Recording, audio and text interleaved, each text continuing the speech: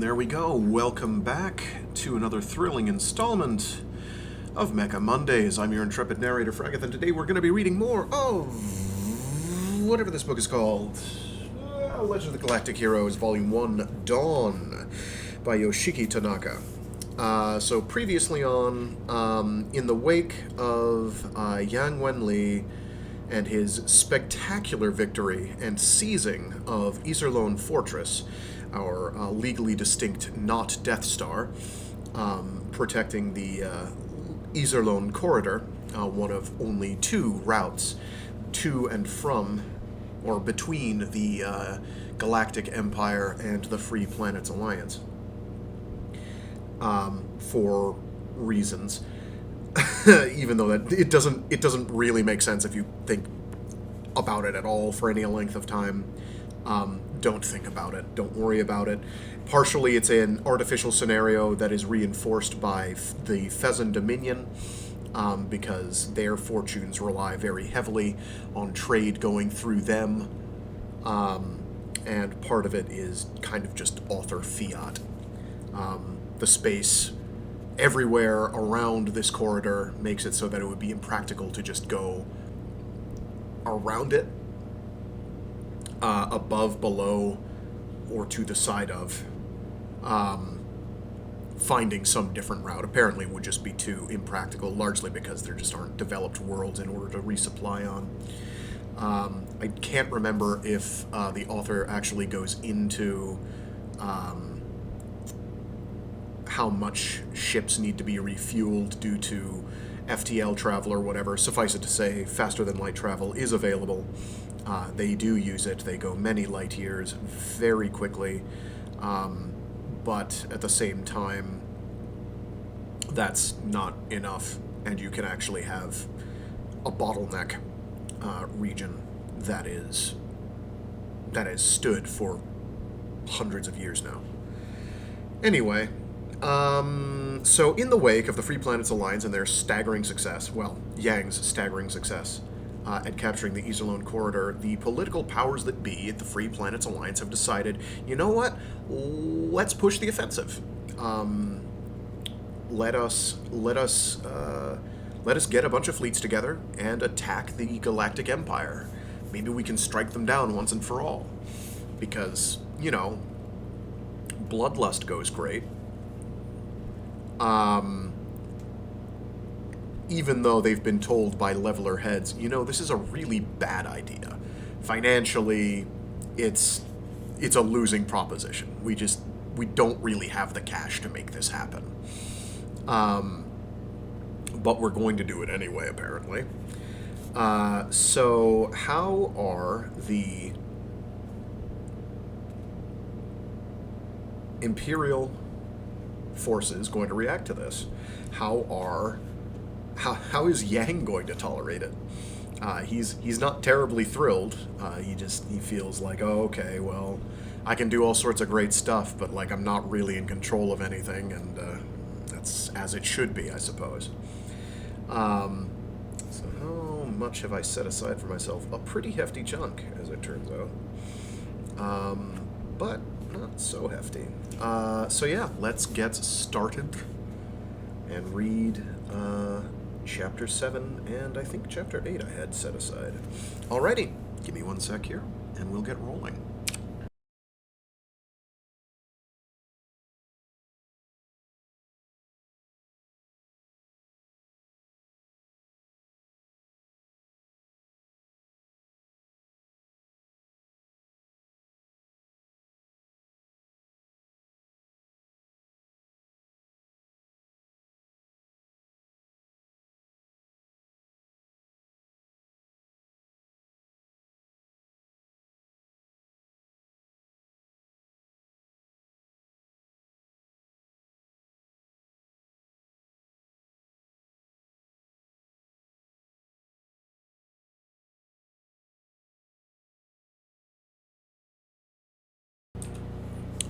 Chapter 7.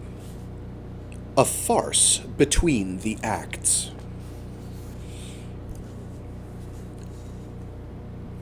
Part 1. In the Fezenland Dominion, the interests of the Galactic Empire were represented by the Imperial High Commissioner. Count Jochen von Remscheid was the holder of that office. This white-haired aristocrat with near-colorless eyes had been sent there from Odin around the same time that Rubinsky had been sworn in as Landesherr, and was spoken of as the White Fox behind his back. It went without saying that this name was playing off of Rubinsky's Black Fox. That night, the site to which Rubinsky had unofficially invited him was neither the Landesherr's office nor his official residence, nor was it even his private residence. It was a place that, until 4.5 centuries prior, had been a bowl-shaped dip in a mountainous region with heavy salt deposits, but was now an artificial lake. On its shore there stood a mountain cottage that had no legal connection to Rubinsky. Its owner was one of Rubinsky's many mistresses. When someone had once asked him, "Landesherr, your excellency, just how many mistresses do you have?" Rubinsky, not answering right away, had thought about it with a serious expression on his face, until at last, with a cheerful smile bordering on audacity, he had said, "I can only count them by the dozen." Although there was certainly exaggeration there, he was not entirely telling tall tales. His vitality of mind and body did not in the slightest belie the impression given by his outward appearance. Rubinsky's philosophy was that life should be enjoyed grandly. Full-bodied spirits, foods that melted on the tongue, renowned melodies to make the heartstrings tremble, and graceful, supple beauties. He was a lover of them all. These, however, were mere entertainments. His greatest amusement lay elsewhere, for games of political and military intrigue were played with the fates of men and of nations as the intangible chips, and neither wine nor women could compare to the thrill they delivered.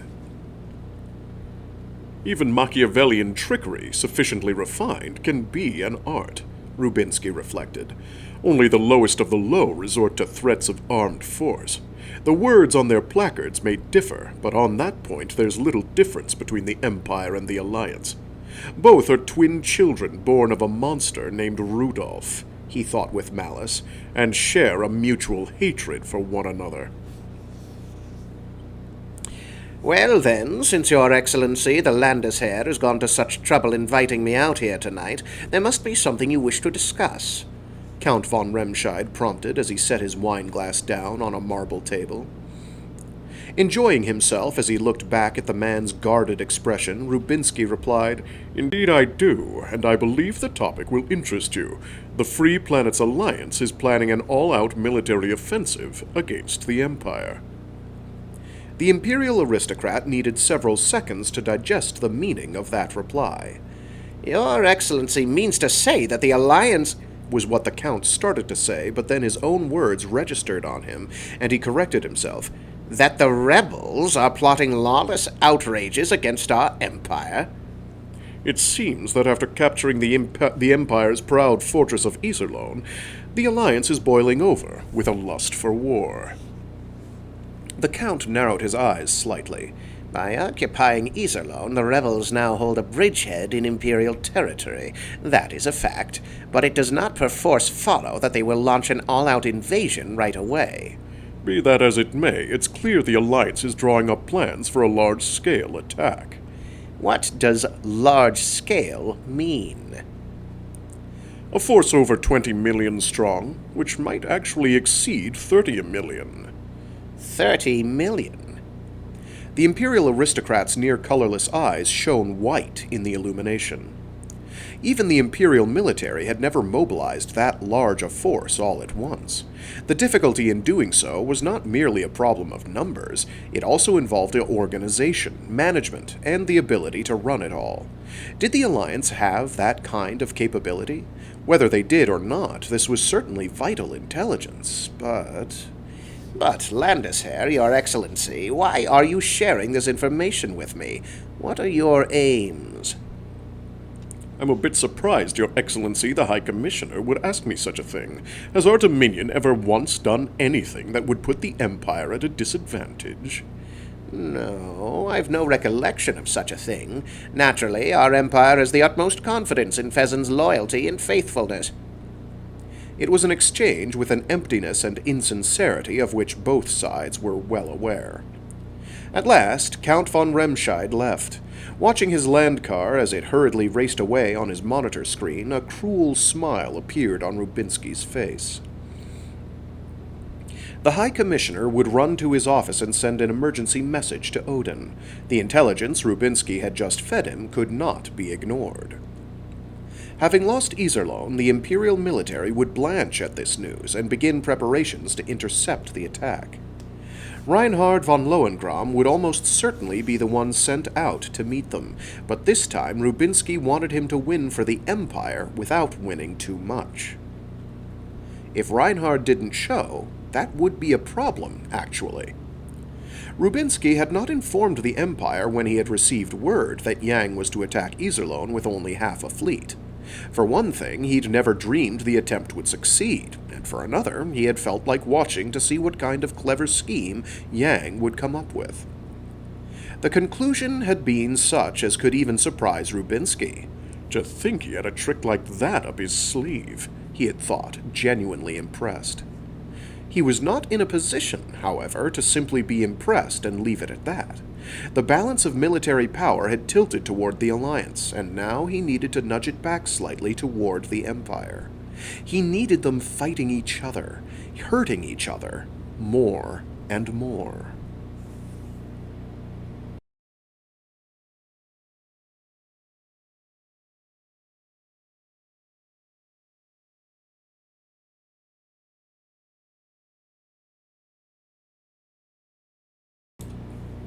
Part 2.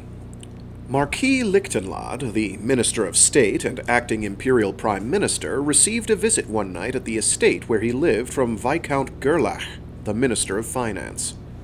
The occasion for the Minister of Finance's visit was to report that one stage of the Kastrop uprising's mop-up had been completed.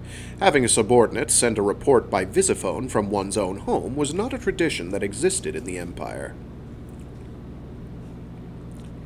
The disposition of Duke von Kastrop's lands and fortune is for the most part accomplished. After liquidation, the estate's value comes to roughly 500 billion imperial marks. He certainly had been saving, hadn't he? Most certainly. Although I do feel a slight twinge of pity for the man when I think of how diligently he'd saved just to pay it all into the national treasury. After enjoying sufficiently the full-bodied aroma of the red wine set before him, the Minister of Finance touched it to his lips. The Minister of State set down his glass and changed his expression. By the way, there's a little matter I'd like to discuss with you. And what might that be? A short while ago, I received an urgent communique from Count von Remscheid on Fezzan. He says that the rebel forces will stage a massive invasion of Imperial territory. The rebel forces? The Minister of State nodded at him. The Minister of Finance set his half-filled glass on the table, causing the remaining wine to churn violently. This is a serious problem. It is. Yet, at the same time, I can't say it doesn't present an opportunity. The Minister of State crossed his arms. We have a need right now to fight a battle and win. According to the Minister of the Interior's report, there's some sort of revolutionary mood being fomented yet again amongst the commoners. They seem to have some vague idea of our losing Iserlohn. In order to blow all that away, we have to destroy the rebels and restore the dignity of the imperial household. In conjunction with that, we need to let the commoners suck on a bit of candy as well. A special pardon for thought criminal. A special pardon for thought criminals, an easing up on taxation, a decrease in liquor prices, something like that. Indulge them too much, and the commoners will take advantage of you. I've seen the radicals' underground writings. They're full of outrageous declarations. Humans have rights before duties, and the like. Don't you think a special pardon would only spoil them? It's as you say, but we can't govern exclusively by the stick, the Minister of State said reprovingly. That's true, but pandering to the people more than necessary is... But no, let's leave that for another time. This report of the rebels invading our empire, what was the source of it? Rubinsky? The Minister of State nodded. The Black Fox of Fezzen, said the Minister of Finance, clucking his tongue loudly. Lately, I get the feeling the misers of Fezzen might be a much greater danger to the Empire than the rebels are. There's no telling what they might be plotting. I agree, said Lichtenlad, but for now it's the rebel threat we need to deal with. Who should we assign to the defense? The Golden Brat will probably want to do it, said Gerlach. Why not let him? It's best not to make an emotional decision. Suppose we let him. If he were to succeed, his reputation would rise to a whole other level, and the room we have to impede him would evaporate.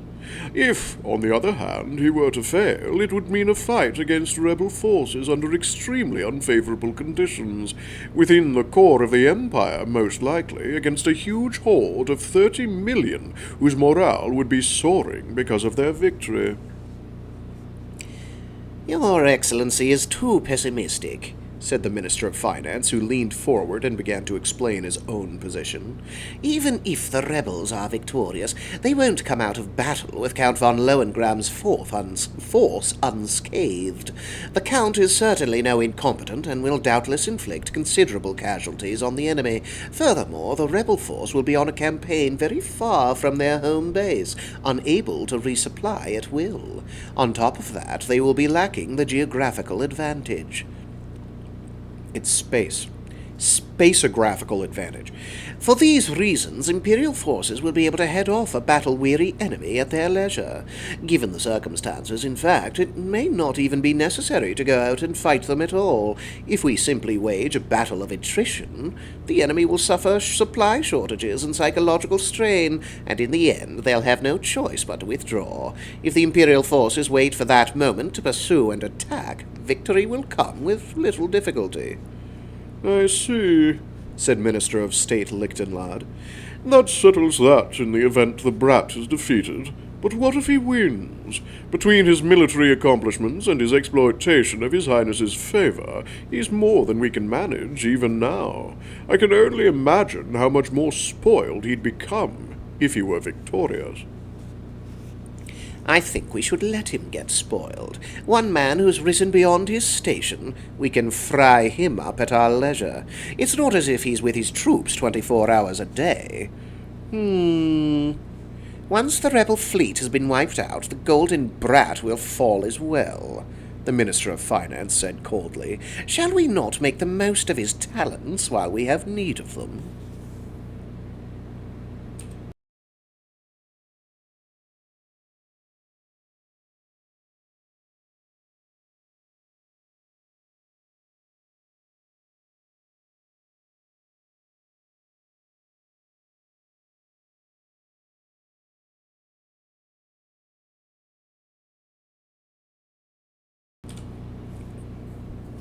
Part 3.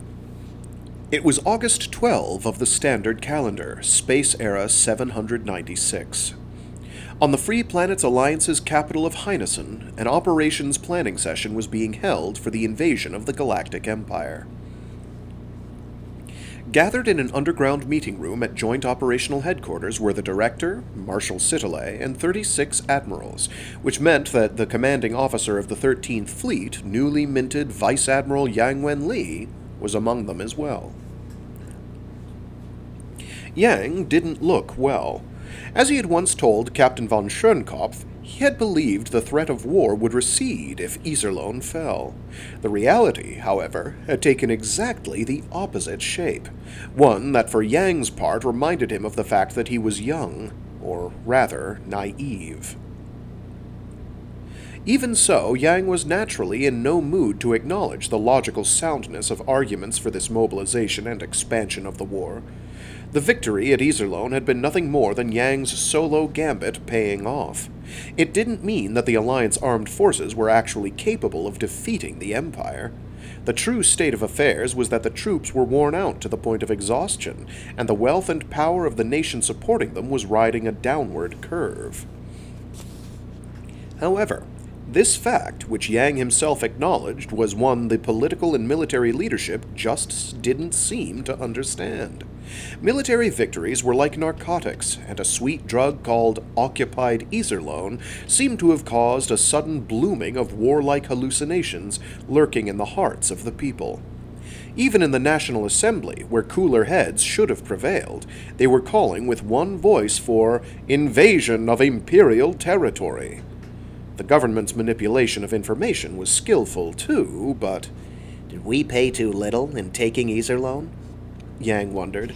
If it had come at the cost of a bloodbath that climbed into the tens of thousands, would the people have said, enough already, instead? Would they have thought, we've won, but we're dead tired. Shouldn't we rest for a while, re-examine the past, think about our future, and then ask ourselves, is there really something out there that would make fighting on worth it? That hadn't happened. Who would have imagined that victory could be this easy, the people had thought? Who would have imagined that the fruits of victory could be this delectable?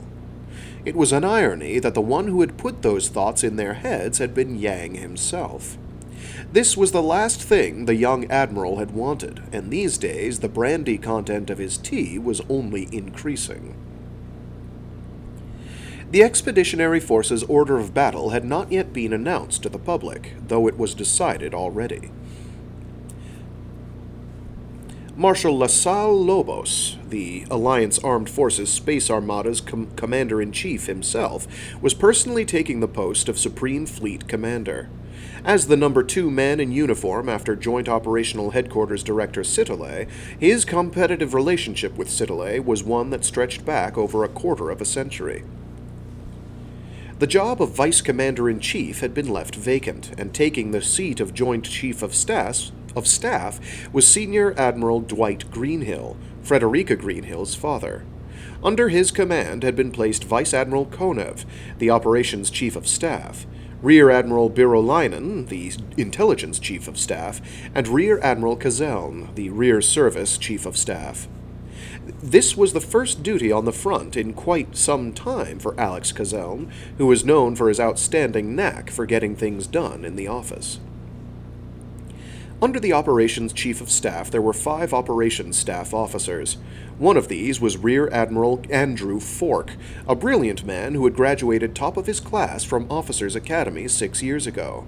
This young officer was the original architect of the plan for the upcoming expedition. The Intelligence Staff and the Rear Service Staff consisted of 3 officers each. To these 16 were added high-level aides and essential communications, security, and other personnel, and together they formed the Supreme Command Center. To begin with, 8 space fleets were to be mobilized as combat units. The 3rd Fleet, commanded by Vice Admiral Lefebvre, the 5th Fleet, commanded by Vice Admiral Bucaque, the 7th Fleet... Fridays, man. Fridays are getting to me. It's a Monday. The 7th Fleet, commanded by Vice Admiral Hawood, there is no R. The 8th Fleet, okay, we're going to just read the fleets from the top. The 3rd Fleet, commanded by Vice Admiral Lefebvre. The 5th Fleet, commanded by Vice Admiral Bucaque. The 7th Fleet, commanded by Vice Admiral Hawood. The 8th Fleet, commanded by Vice Admiral Appleton. The 9th Fleet, commanded by Vice Admiral Al-Salem, the 10th Fleet, commanded by Vice Admiral Uranf, the 12th Fleet, commanded by Vice Admiral Borodin, and the 13th Fleet, commanded by Vice Admiral Yang. The 4th and 6th Fleets, having been dealt severe blows at the Battle of Astarte, had been recently joined with the remaining forces from the 2nd to form Yang's 13th Fleet, so only 2 of the 10 fleets that made up the Alliance Armed Forces Space Armada, the 1st and 11th, were being left behind in the homeland. To these forces were added armored mobile troops known collectively as ground combat units, intra-atmosphere airborne combat squadrons, amphibious squadrons, naval units, ranger units, and all manner of other independently operating units. Heavy weapons specialists from the Domestic Security Corps were also going to participate. As for non-combat personnel, the maximum number possible were to be mobilized from technological, engineering, supply, communications, space traffic control, maintenance, electronic data, medical, lifestyle, and other fields. The total number mobilized came to 30,227,400 people. This meant that 60% of the Free Planets Alliance's entire military was to be mobilized all at once. That number also accounted for 0.23% of the Alliance's full population of 13 billion. With an operational plan before them whose gargantuan scope knew no precedent, even admirals who had fought bravely in many prior battles were, here and there, conspicuously unable to clear their heads. They wiped non-existent sweat from their foreheads, downed glass after glass of ice water prepared for them, or whispered to colleagues in the seats next to them. At 09:45, Marshal Sitole, Director of Joint Operational Headquarters, entered the room with his top aide, Rear Admiral Marinesk, and the meeting got underway immediately. There was no sense of grand exaltation in the expression or voice of Marshal Sitole when he opened his mouth to speak. The plan we're discussing today for a campaign into new Imperial territory has already been approved by the High Council, but... All of the admirals in attendance knew that he had been against this deployment. Detailed plans for the Expeditionary Force's actions are not yet established. The purpose of today's meeting is to decide on these. I need not remind you at this point that the Alliance Armed Forces is the free military of a free nation. I'm hoping that in that spirit, you'll carry out a vigorous exchange of ideas and discussion today. There may have been some present who, from the lack of enthusiasm in the director's remarks, understood his anguish, and there may have been some as well who could perceive in his professorial intonation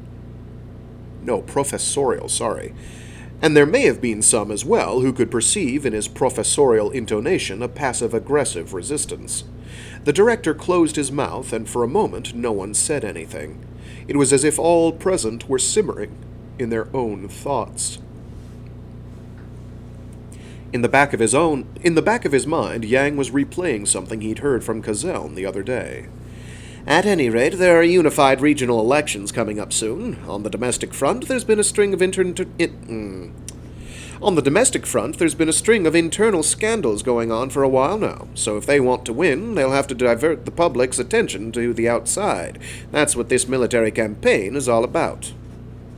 That's an old trick rulers use to distract the people from their own bad governance, Yang thought. How the founding father Heinessen would have been grieved to know about all this. His wish had never been to have a statue 50 meters tall erected in his honor. Surely his hope had been for the construction of a governmental system that posed no danger to its people, where the rights and freedoms of citizens would not be infringed upon by the arbitrary whims of rulers. But just as humans must eventually grow old and infirm, perhaps so, too, their nations must eventually grow corrupt and decadent.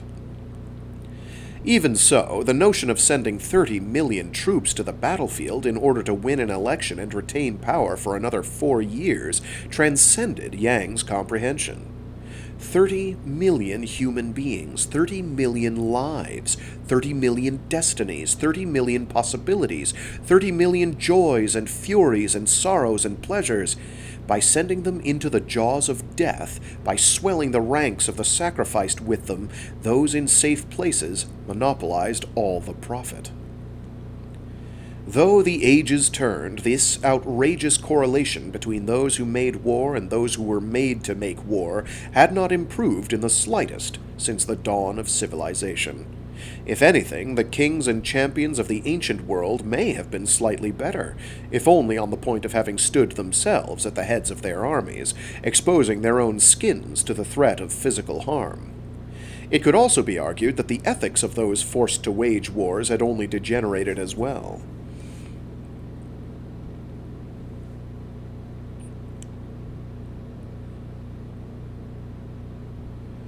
I believe this campaign is the most daring feat attempted since the founding of our alliance. There is no greater honor for me as a soldier than to be able to participate in it as a staff officer."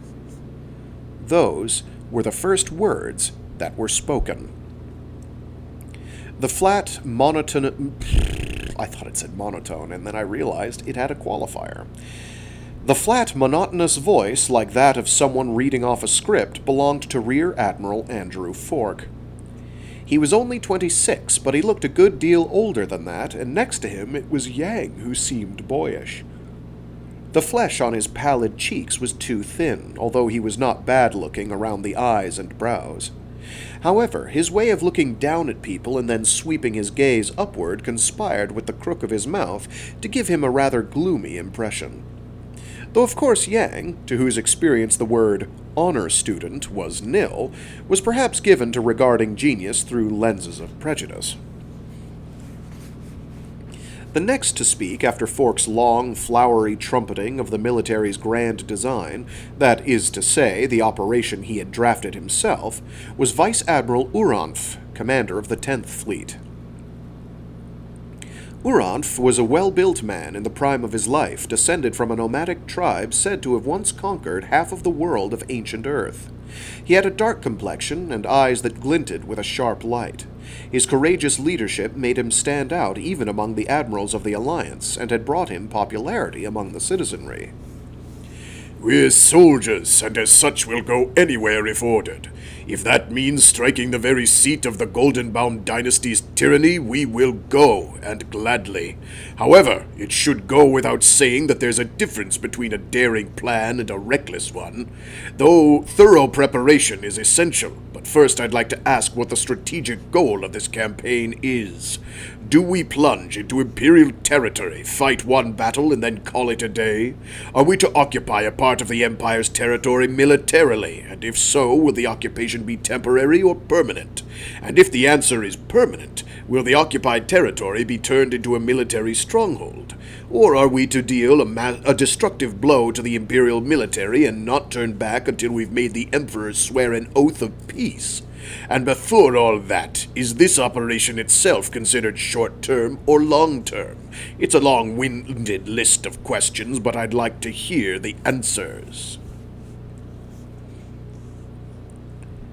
Uranf sat down, and Marshals Sitale and Lobos both directed their gazes toward Rear Admiral Fork, prompting him to reply. "We will penetrate deep into the Empire's territory with a large force. That alone will be enough to strike terror into the hearts of the Imperials." That was Fork's answer. "So we withdraw without fighting?" "I'm thinking we should maintain a high level of flexibility and deal with each situation as it comes our way." Uranf... So his name is spelled Uranff. If you're wondering why I'm stumbling every time I try to pronounce that name.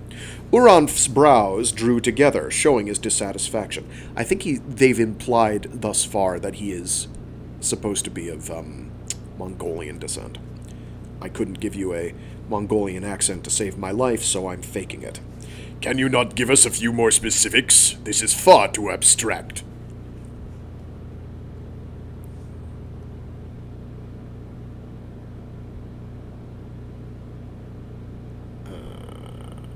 Oh, Bukak said it.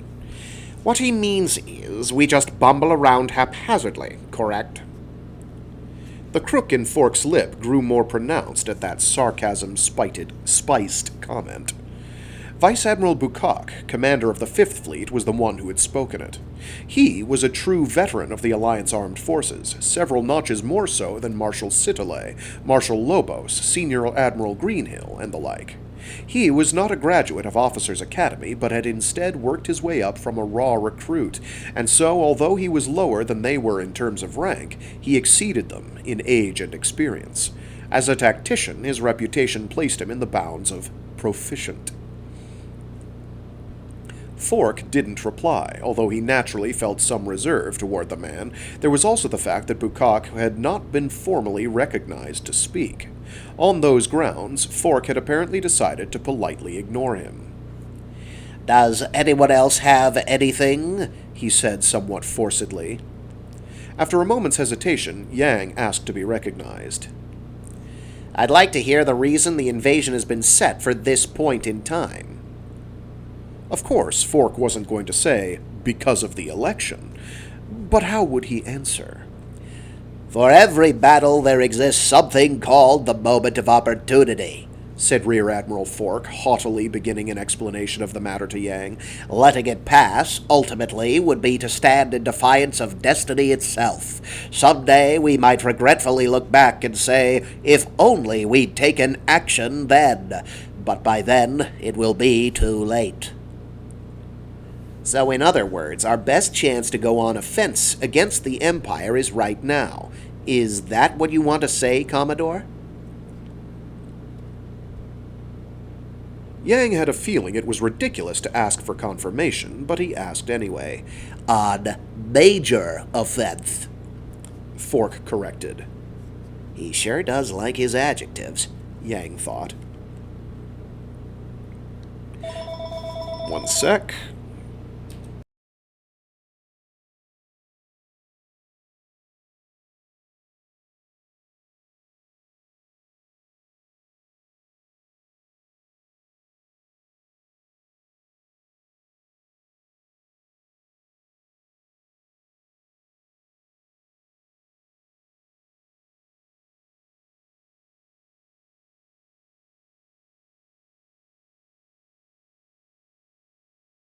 Sorry about that. The Imperial military is in a panic over the loss of Iserlohn. They have no idea what to do. At this precise moment in history, what but victory could lie ahead for an alliance force of unprecedented magnitude, formed up into long, stately columns, forging ahead with the flag of freedom and justice raised high? There was a shade of self-intoxication in his voice as he spoke, pointing at the 3D display. But this operation takes us too deep into the enemy camp. Our formation will get too long, and there will be difficulties with resupply and communications. Also, by striking us on those long, thin flanks, the enemy will be able to divide our forces easily. Yang's voice grew heated as he argued, though this was not necessarily in sync with what he was really thinking. After all, how much did the details of execution-level issues matter when the tactical plan itself wasn't even sound? Yet still, he couldn't bear to not try telling him.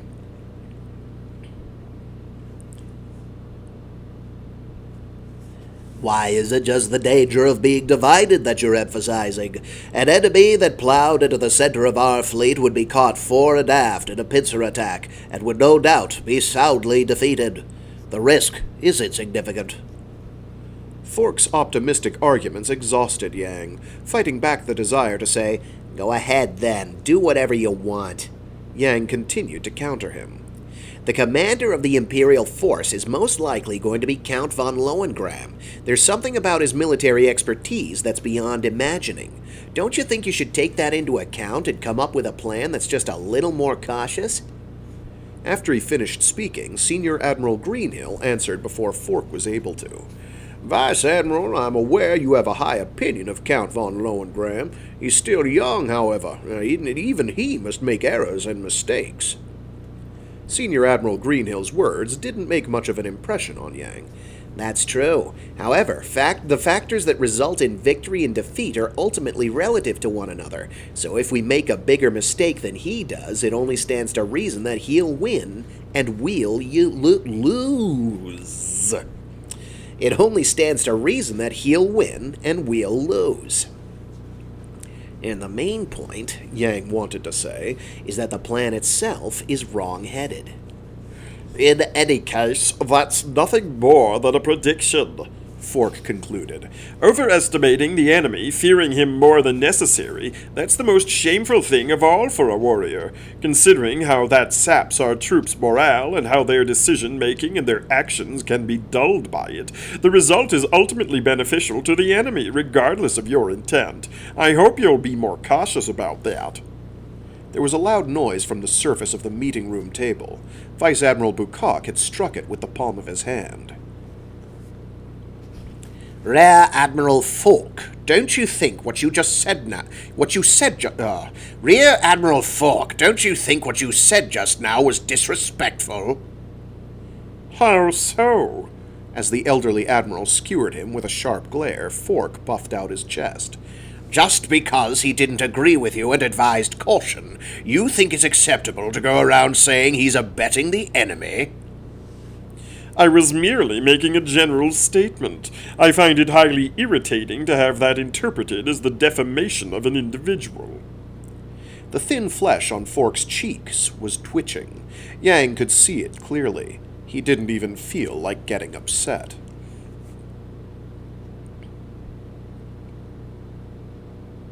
From the beginning, the purpose of this campaign is to realize our grand and noble purpose of liberating the 25 billion people in the Galactic Empire who are suffering under the crushing weight of despotism. And I have to say that anyone who opposes that is effectively taking the side of the Empire. Am I mistaken? Those in their seats were growing quieter in inverse proportion to his increasingly shrill voice. It wasn't that they had been moved by his words, rather, the mood had been thoroughly spoiled. Even if the enemy had the geographical advantage, the greater troop strength, or even new weapons of unimaginable power, we could not use that as an excuse for being daunted. If we act based on our great mission, as a liberation force, as a force that's there to defend the people, then the people of the Empire will greet us with cheers and cooperate willingly. As Fork's speech dragged on and on, Yang sank into silent reflection.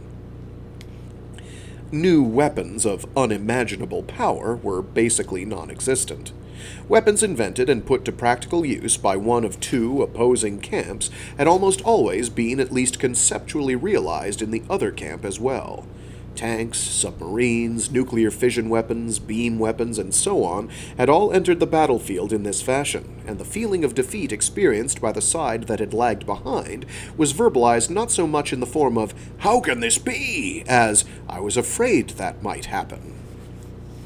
Between individuals there were great inequalities in human powers of imagination, but those gaps shrunk markedly when viewed as totals within groups. In particular, new weapons were only made possible through the accumulation of technological and economic power, which was why there had been no air raids during the Paleolithic.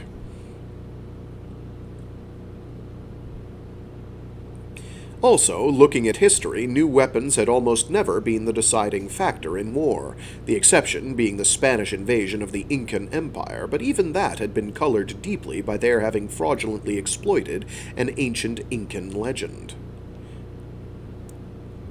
Archimedes, who had lived in the ancient Greek city-state of Syracuse, had devised all sorts of scientific weapons, but they hadn't been able to stop the Roman invasion. Unimaginable was rather a word more likely to be uttered when a sea change took place in tactical thought. Certainly, there were times when these changes were triggered by the invention and introduction of a new weapon. Mass use of firearms, the use of air power to rule the sea, high-speed mobile warfare using combinations of tanks and aircraft, all of them were examples of this. But Hannibal's envelopment tactics, Napoleon's mounted charges against enemy infantry, Mao Zedong's guerrilla warfare, Genghis Khan's use of his cavalry units, Sun Tzu's psychological and informational warfare, Epaminondas' deep hoplite echelons, all these had been devised and implemented without any relationship to new weaponry. Yang was not afraid of any new weapon of the Empire. What he did fear was the military genius of Reinhard von Lohengram, and the Alliance's own faulty assumption that the people of the Empire were seeking freedom and equality more than they were at peace and stability in their lives. Oh, more than they were, okay. And the Alliance's own faulty assumption that the people of the Empire were seeking freedom and equality more than they were peace and stability in their lives. That could neither be counted on nor forecast. There was no way that a factor like that should be included in the calculation of battle plans. With a hint of gloom, Yang made a prediction. Considering how unfathomably irresponsible the motivations behind this campaign were, that irresponsibility was going to extend to its planning and execution as well. The distribution of the expeditionary force was decided.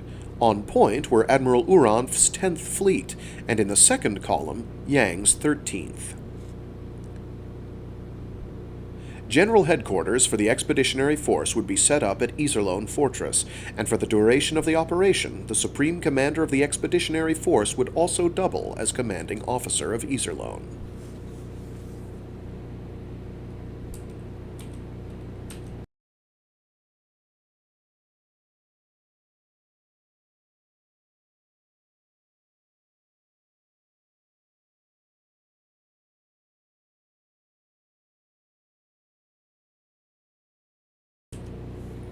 Part 4. The meeting drew to a close, having borne no fruit as far as Yang was concerned. Just as he was about to head back home, though, Yang was stopped by Marshal Sitole, director of Joint Operational Headquarters, and stayed behind. Without a sound, the dregs of wasted energy drifted like a convection current through the air. "So, you must be dying to say I should have let you retire," said Sitole. His voice had become corroded by a sense of labors come to naught. I was naive, too. I was thinking if we captured Iserlohn, the flames of war would recede afterward. Yet here we are. Yang fell silent, having lost sight of the words he should say. Of course, there was little doubt that in Marshal Sitole's calculus, the arrival of peace would have secured his position and strengthened his influence. Yet compared to the reckless adventurism and political maneuvering of the pro-war faction, he was far easier to sympathize with.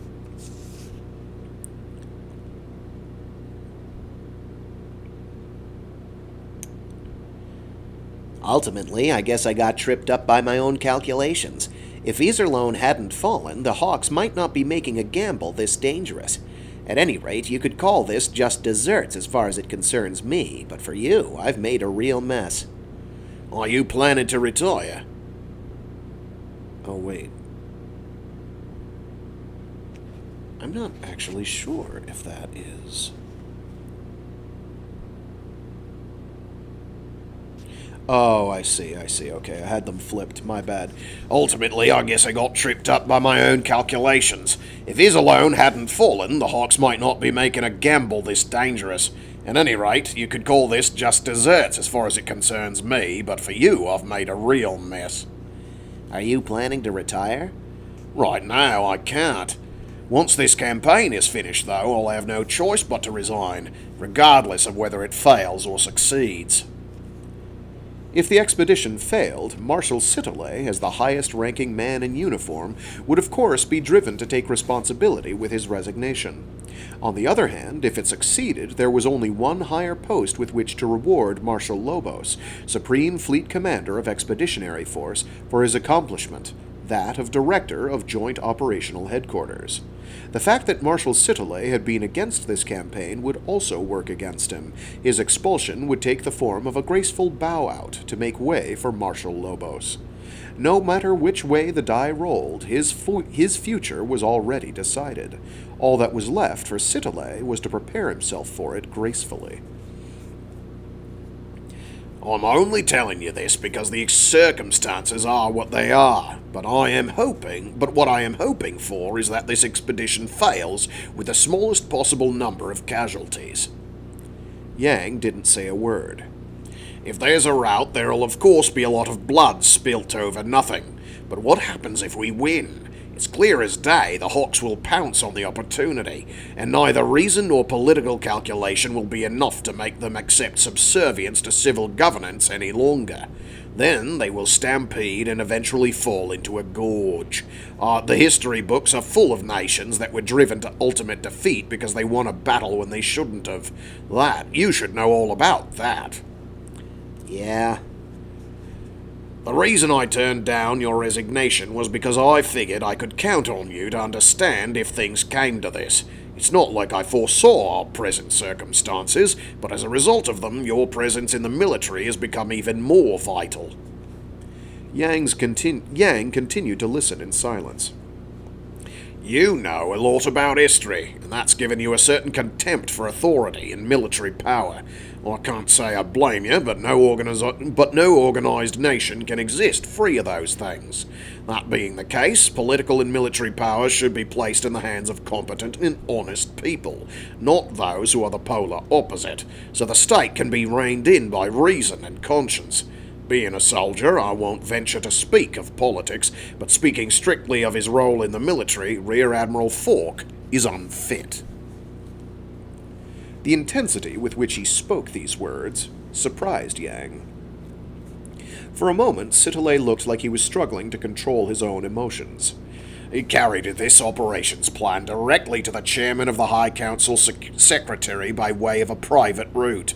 That he sold them on it as a strategy for staying in power is enough to tell me that he's motivated by a lust for personal advancement. He's aiming for the top seat in the military, but at present he has a rival who's just too strong, and he's chomping at the bit to mark an achievement that will put him ahead of that person. He graduated the top of his class from Officers' Academy, and has a funny thing about not losing to regular Joes. Yang murmured a casual, I see, to show he was listening, and a smile appeared on Marshal Sitole's face for the first time. You sure can be dense sometimes. His rival isn't somebody else. It's you. Me, sir? Yes, you. But, Director, This has nothing to do with however you may evaluate yourself. The problem is in what Falk is thinking and the method he's taking for achieving his goals. I have to say it's too political, in the negative sense of the word. Even if it weren't for that, here the Marshal sighed, you must have grasped something of his character from today's meeting. He displays his talents not in actual achievements, but in eloquent speech, and what's worse, he looks down on others while trying to make himself look distinguished. He doesn't really have the talent he thinks he does, though. Entrusting anyone's fate to him other than his own is just too dangerous. Just now, you were saying the importance of my being here had increased, Yang said pensively. By that, are you telling me to oppose Rear Admiral Falk? Falk isn't exactly the only one. When you reach the highest position in the service, you'll be able to hamper and weed out people like him by yourself. That's what I'm hoping you'll do. Though I know it's nothing but aggravation as far as you're concerned. Silence clung to the pair like a heavy, wet robe. Yang had to physically shake his head in order to shrug it off. Your Excellency the Director is always assigning me tasks that are too big for me. Telling me to take Iserlohn was one of those, too, but... But you did it, didn't you? That time I succeeded, yes, but... Yang broke off and almost fell silent again, but he pushed on, saying, It's not that I hold authority and military power in contempt. No, the truth is, those things terrify me. Most people who gain authority and military power turn ugly. I could give you a ton of examples. And I don't have the confidence to say I wouldn't change as well. You said most people, which is exactly right. Not everybody changes. In any case, I intend to be a man of discretion and stay the greater part away from valor. I want to do some kind of work within the range that I'm able, and then live a relaxed, easygoing life. Is that what they call lazy by nature? That's right, lazy by nature. As he stared at Yang, who was at a loss for words, Director Sitole broke into an amused smile. I've long struggled with this myself. It's not a lot of fun to work hard all alone and see other people living relaxed lives of ease. But first of all, if I can't get you to do the hard work suited to your talent, That's what I'd call unfair. Unfair, sir? Aside from grimacing, Yang knew of no other way of expressing his emotions. In Citolet's case, the director had probably decided to work hard willingly and of his own accord, but Yang didn't think he was like that. At any rate, the one certain thing was that he had lost his chance to resign.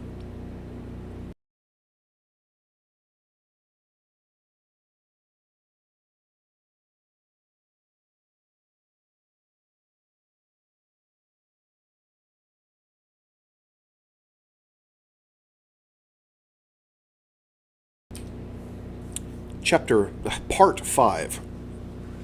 Before Reinhardt were arrayed the young admirals attached to the Lohengram Admiralitat: Kircheis, Mittermeier, von Ruhenthal, Wittenfeld, Lutz, Wahlen, and Kempf, followed by von Oberstein. Reinhard considered them the best of the best from the military Wow, I can just flip words around apparently. Reinhard considered them the best of the best from the I keep skipping Imperial. Reinhard considered them the best of the best from the Imperial military's human resource pool. However, he needed to assemble still more, of both quality and quantity. He needed it said of this Admiralitat that an appointment here meant recognition as a talented and capable individual. The Admiralitat's reputation was already significant, but Reinhard wanted the superiority of his Admiralitat to be universally apprehended. I've received the following report from Imperial Military Intelligence, Reinhard said, looking around the assembly, and the yikes. I've received the following report from Imperial Military Intelligence, Reinhard said, looking around the assembly, and the admirals straightened their posture just slightly. Recently, the frontier rebels of the so-called Free Planets Alliance have succeeded in stealing the Empire's frontline base of Iserlohn. This much you know already, but since then, the rebels have been massing their forces at Iserlohn in vast numbers. According to our estimates, there are 200,000 vessels and 30 million troops. Moreover, these are bare minimum estimates. Murmurs of surprise and even admiration wended their way among the admirals. To command a giant fleet was a warrior's greatest ambition, and despite this one belonging to the enemy, they still couldn't help feeling impressed by its scale. What this means is as clear as day, nor can there be an iota of doubt. The rebels intend to launch an all-out assault directed at the core of our empire. Reinhardt's eyes seemed to burn. I have secret orders from the Minister of State. The duty of intercepting and defending against this military threat is to be mine. Orders from the Emperor will come down in the next couple of days. As a warrior, there is no greater honor I could hope for. I expect a good hard fight out of you all. Up to this point, he had been speaking in a hard, formal tone, but here he smiled unexpectedly. It was a smile filled with energy and spirit, though it was not the pure-hearted, transparent smile that he showed only to Anna Rose and Kircheis. In other words, this means all the other corps are ornamental dolls decorating the imperial palace, and not to be counted upon. This is an excellent chance for promotions and rewards. The admirals smiled as well. Like Reinhard, they shared a common enmity toward high-born nobles who did nothing but gorge themselves on position and privilege. It had not been for their talents alone that Reinhard had selected these men. And now I'd like to talk with you about where we should intercept the enemy. Mittermeier and Wittenfeld expressed a shared opinion. The rebel attack would come by way of the Iserlohn corridor, so why not hit them the moment they emerged from it into Imperial territory? We can ascertain the point where the enemy will appear, so it will be possible to strike their vanguard and create a half-envelopment formation, which will give us the advantage and make fighting them easy. No, Reinhard said, shaking his head. He then proceeded to explain that the enemy would be expecting an attack at the point where they exited the corridor and poured into the Empire's core. Their elite forces would be positioned in the vanguard, and if the remaining force didn't emerge from the corridor when they were attacked, his force would be left with no means of attacking them further. We should lure the enemy in deeper, Reinhard argued, and after a brief discussion, the other admirals agreed. We lure the enemy deep into Imperial territory, and then when their ranks and supply lines are stretched to the breaking point, we hit them with everything we have. I'd say that with such a strategy, victory for the defending side is assured.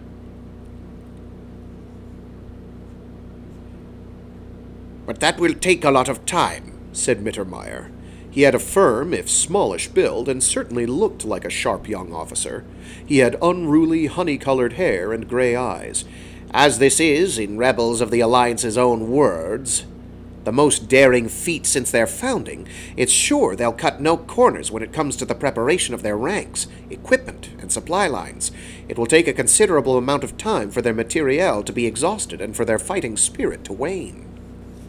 Mittermeier's rather concerned opinion was only natural, but Reinhard swept his gaze across his admirals, and then, with a gleam of utmost confidence in his eyes, said, "No, it won't take very long at all. I'd give it less than 50 days. Von Oberstein, explain the basics of the operation." When called upon, the staff officer with the half-silvered hair stepped forward and began to explain. As he was doing so, an air of shocked disbelief spread out among the admirals without a sound.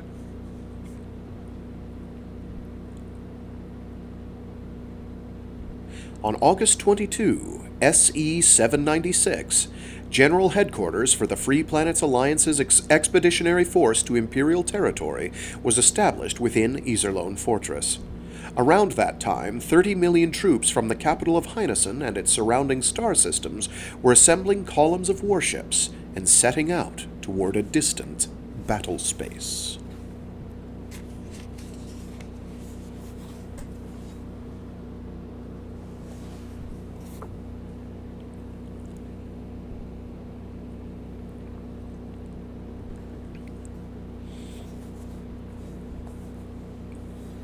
Chapter 8.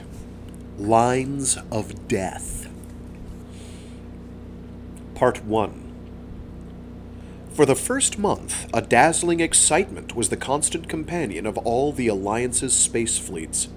Then the warmth of that friendship cooled, and what remained was disappointment, and, even worse, anxiety and impatience.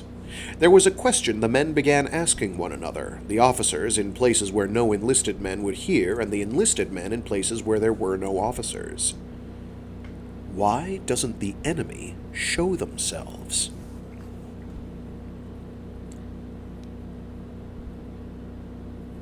With Admiral Uranf's 10th Fleet in the lead, the Alliance force had penetrated roughly 500 light-years into Imperial territory.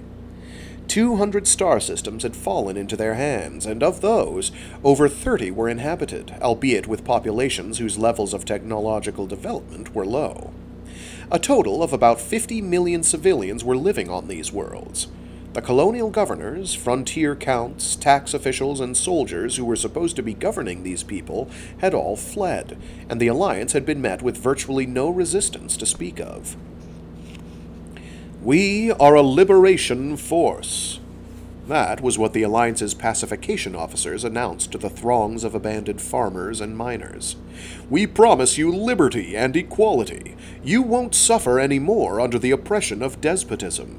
You'll be given full political rights and begin your lives anew as free citizens." But to their disappointment, what they found waiting for them were not the fervent cheers they had envisioned. The crowds didn't show the slightest interest, in fact, and the pacification officers' impassioned eloquence rolled right off their backs. When the farmers' representatives spoke, they would say, "Before you give us any kind of political rights, we'd appreciate it if you'd give us the right to live first. We got no food here. There's no milk for our babies. The military took it all when they left. Before you promise freedom and equality, can you promise bread and milk?" Of course," the pacification officers would reply, though inside they were disheartened by these prosaic requests. Nevertheless, they were a liberation force. Guaranteeing the necessities of life to multitudes groaning under the heavy yoke of imperial governance was a duty eclipsing even combat in importance. Foodstuffs were dispersed from each fleet's supply department, and at the same time, requisitions were sent to Supreme Command headquarters on Iserlohn. 180 days' worth of food for 50 million people, seeds for upwards of 200 varieties of crops, 40 production plants for artificial protein, 60 hydroponics plants, and all the ships needed to carry them. This is the minimum needed to rescue the Liberation Zone from a state of perpetual famine. These figures will grow steadily larger as the Liberation Zone expands. Rear Admiral Kazeln, the Expeditionary Force's Rear Service Chief of Staff, let out an involuntary growl at the sight of that annotation, which came attached to the requisition form. 180 days' worth of food for 50 million people? The grain alone would hit 10 million tons. To move it would require 50 transport vessels in the 200,000-ton class. Most importantly, that much food greatly exceeded the production and storage capacity of Iserlohn. Even if we empty every warehouse on Iserlohn, that only comes to 7 million tons. And even with the artificial protein and hydroponics plants running at full capacity... Kazeln cut off his subordinate's report. It won't be enough, I know.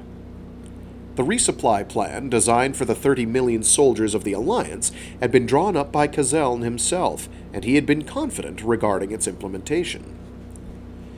It would be a different story now, though, because on top of that they had to handle a non-combatant population nearly double the size of the entire expeditionary force.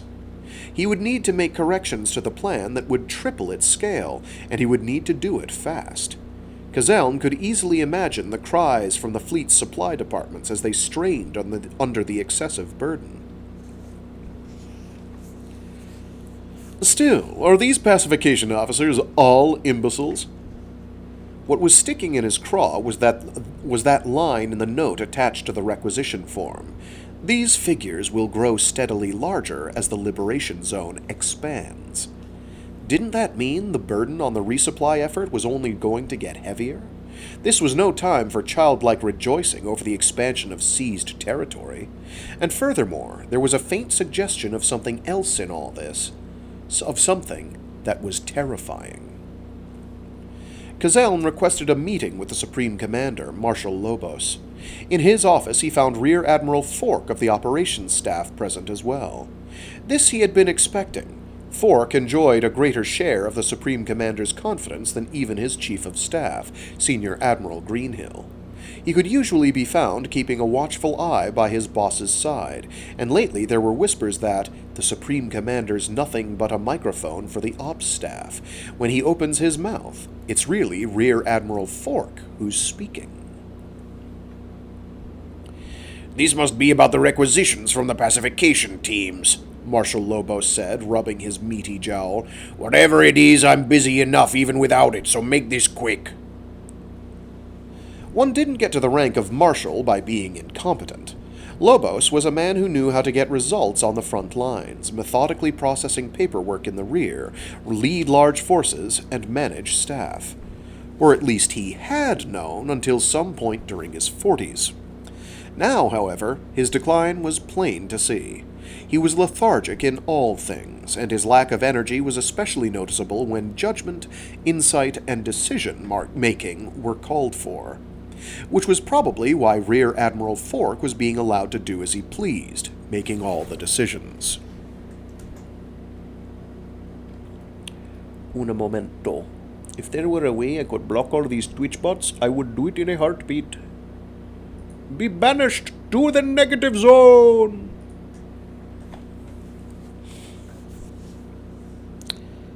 There were a number of theories as to what had caused this once gifted commander to end up like this. Some said that the strain he had put on his mind and body as a young man had resulted in the onset of encephalomalacia, or softening of the brain. Others said that it was chronic heart disease, or that he had never gotten over losing out to Citolay in the race for the director's seat at Joint Operational Headquarters. The uniformed men unfolded wings of imagination as they gossiped with one another. When those wings spread too far, theories emerged such as the one where Lobos, who had never met a pretty girl he didn't like, had caught some horrible disease from a woman with whom he'd shared a night. That particular thesis came with a special extra, the claim that the woman who had given the Marshal his ignominious illness had been an Imperial spy. Dirty smiles would appear for a moment on the faces of those who heard this rumor, after which their shoulders would draw up as though they'd felt a chill. "I'll be brief, Your Excellency. Our forces are facing a crisis. A very serious crisis." Kazeln chanced opening with his sword brandished high and waited to see how Lobos would react. Marshal Lobos stopped the hand that was massaging his chin and shot a doubtful look back at the Rear Service Chief of Staff. Rear Admiral Fork twisted his pale lips slightly, though this was merely a force of habit. "What's this all of a sudden?" There was no echo of shock or surprise in the Marshal's voice, but Kazeln wondered if he were not so much calm and collected as emotionally stunted. "You're aware of the requisitions coming in from the pacification teams?" Kazeln asked, which might have been a rude thing to say. Fork clearly seemed to think so. Though he said nothing out loud, the crook of his mouth grew larger. Perhaps he intended to make something of it later. "I know about them," said Lobos. "I get the feeling they're asking for too much myself, but given our occupation policy, what choice do we have?" Iserlohn doesn't have supplies in the quantities they're demanding. "Then pass the requisitions on to the homeland. The bean counters might go into hysterics, but they can't refuse to send you what you need." "Yes, sir, they'll certainly send it. But once those supplies have reached Iserlohn, what do you think happens next?" The Marshal started stroking his chin again. "No matter how hard you rub it, it's not going to scrape off all that fat," Kazeln thought. "What do you mean, Admiral?" "What I mean is that the enemy's plan is to overload our capacity to resupply the force." He spoke in a harsh tone of voice, though what he'd wanted to do was scream, "Can't you even see that?" at him. In other words, the enemy is going to attack the transport fleet and try to cut off our supply line. That's your opinion as Rear Service Chief of Staff?" said Rear Admiral Fork. It was disagreeable to be interrupted, but Kazeln nodded. "But everything from here to the front lines, 500 light-years away, is under occupation by our forces. I don't think there's any need to be so worried, though, of course, we'll attach an escort just in case." "I see. Just in case, huh?" Kazeln said that with all the sarcasm he could muster. What did he care what Fork might think? "Yang, please make it back home alive," Kazeln silently called to his friend. He couldn't help thinking, this is a way too stupid a fight to get killed in.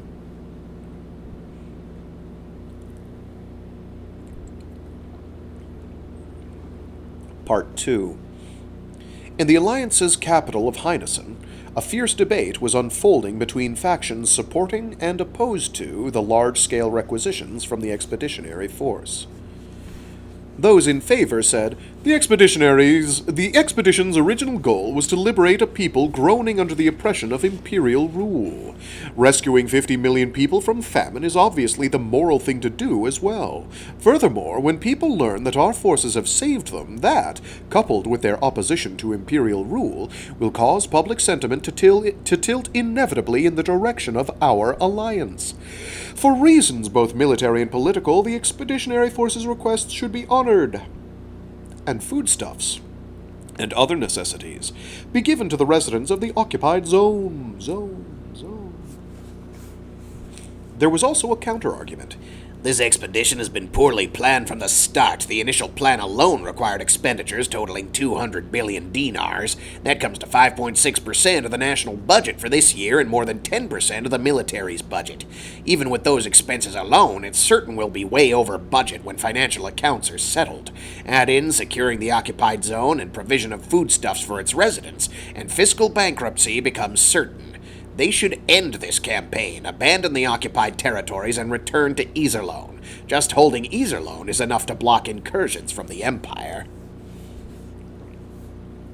Ideological appeals, cold calculations, and emotions all ran together, and it seemed as if this fierce debate might go on forever. A report, or rather a cry, from Iserlohn, however, was what settled the matter. "At least give our soldiers the chance to die in battle. If you spend every day doing nothing, nothing awaits them but inglorious deaths by starvation."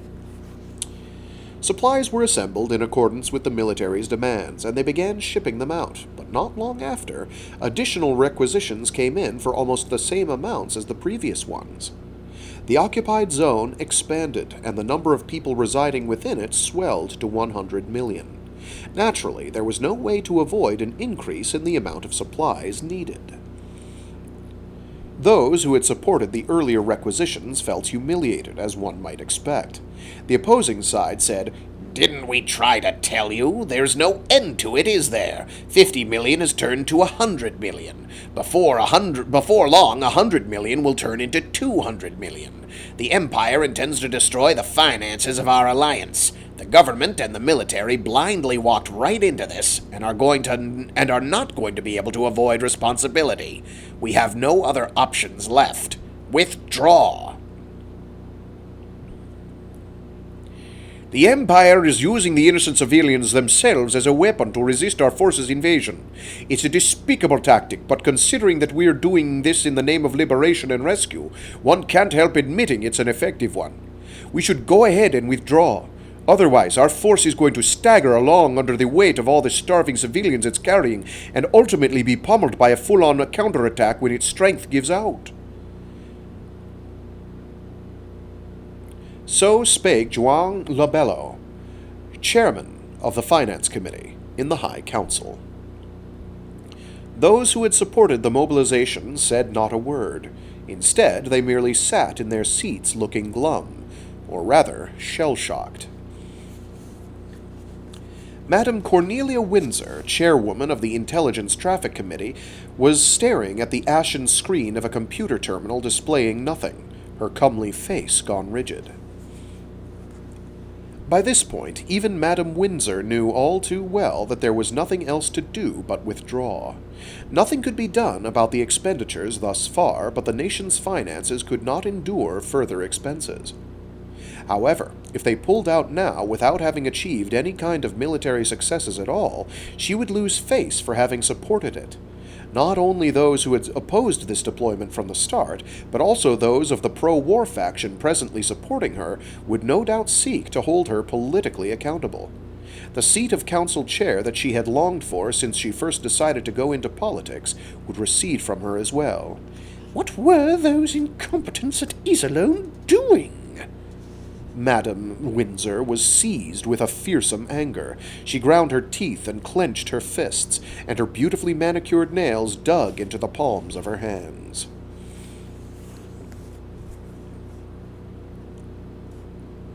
There was no choice but to withdraw, but before that, even if only just once, how about showing everyone a military victory over the Imperial Navy? If they did that, she herself would save face, and this campaign might also avoid being held up as a symbol of folly and waste by future generations. She glanced over at the elderly council chair. That old man who so thick-headedly, unconcernedly occupied the most powerful seat in the nation. The head of state, ridiculed as the one nobody chose. At the end of a graceless game produced by the mechanics of the political sphere, he had come out on top through no effort of his own, like a fisherman coming upon a sandpiper fighting with a clam, easily taking both. I was fooled into supporting this because he talked about the next election. She hated the chairman from the bottom of her heart for throwing her into this mess. On the other hand, Defense Committee Chairman Trunicht was feeling quite pleased with the clarity of his own foresight. It had been obvious to him that things would turn out this way. At its present level of national and military strength, there had been no way the Alliance could have successfully invaded the Empire. In the very near future, the Expeditionary Force would meet with miserable defeat, and the current administration would lose the support of the masses. However, Trunicht himself had opposed that ill-conceived deployment, and thus having shown himself a man of true courage and discernment, would not only emerge unscathed by this, he would likely gain the reputation of a true statesman. That would leave only Labello and Huang to compete with, but they had no support among the military and defense industry, which meant that, ultimately, the seat of High Council chair would go to Trunicht. That was what he wanted. In his heart he was smiling with satisfaction. It was he himself who would be called the greatest head of state in the history of the Alliance, the one who brought down the Empire. There was no one save himself who was worthy of the honor. In the end, the argument for withdrawal was rejected.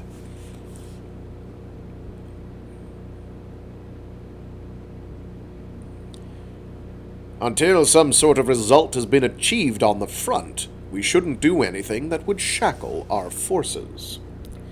This was the pro-war faction's argument, delivered in a slightly shamefaced tone of voice. That result would for Trunicht be an altogether splendid thing. Although, naturally, the sort of result he was counting on was a very far cry from the one the Hawks were hoping for.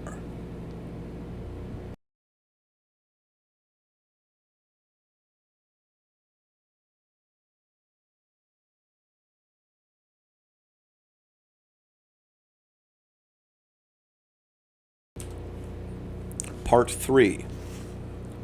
Until supplies arrive from the homeland, each fleet should procure the supplies it deems necessary locally.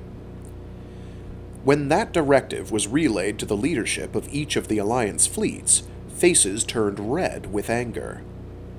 Procure supplies locally? Are they telling us to plunder? What's Iserlohn thinking? Do they think they've become pirate chieftains?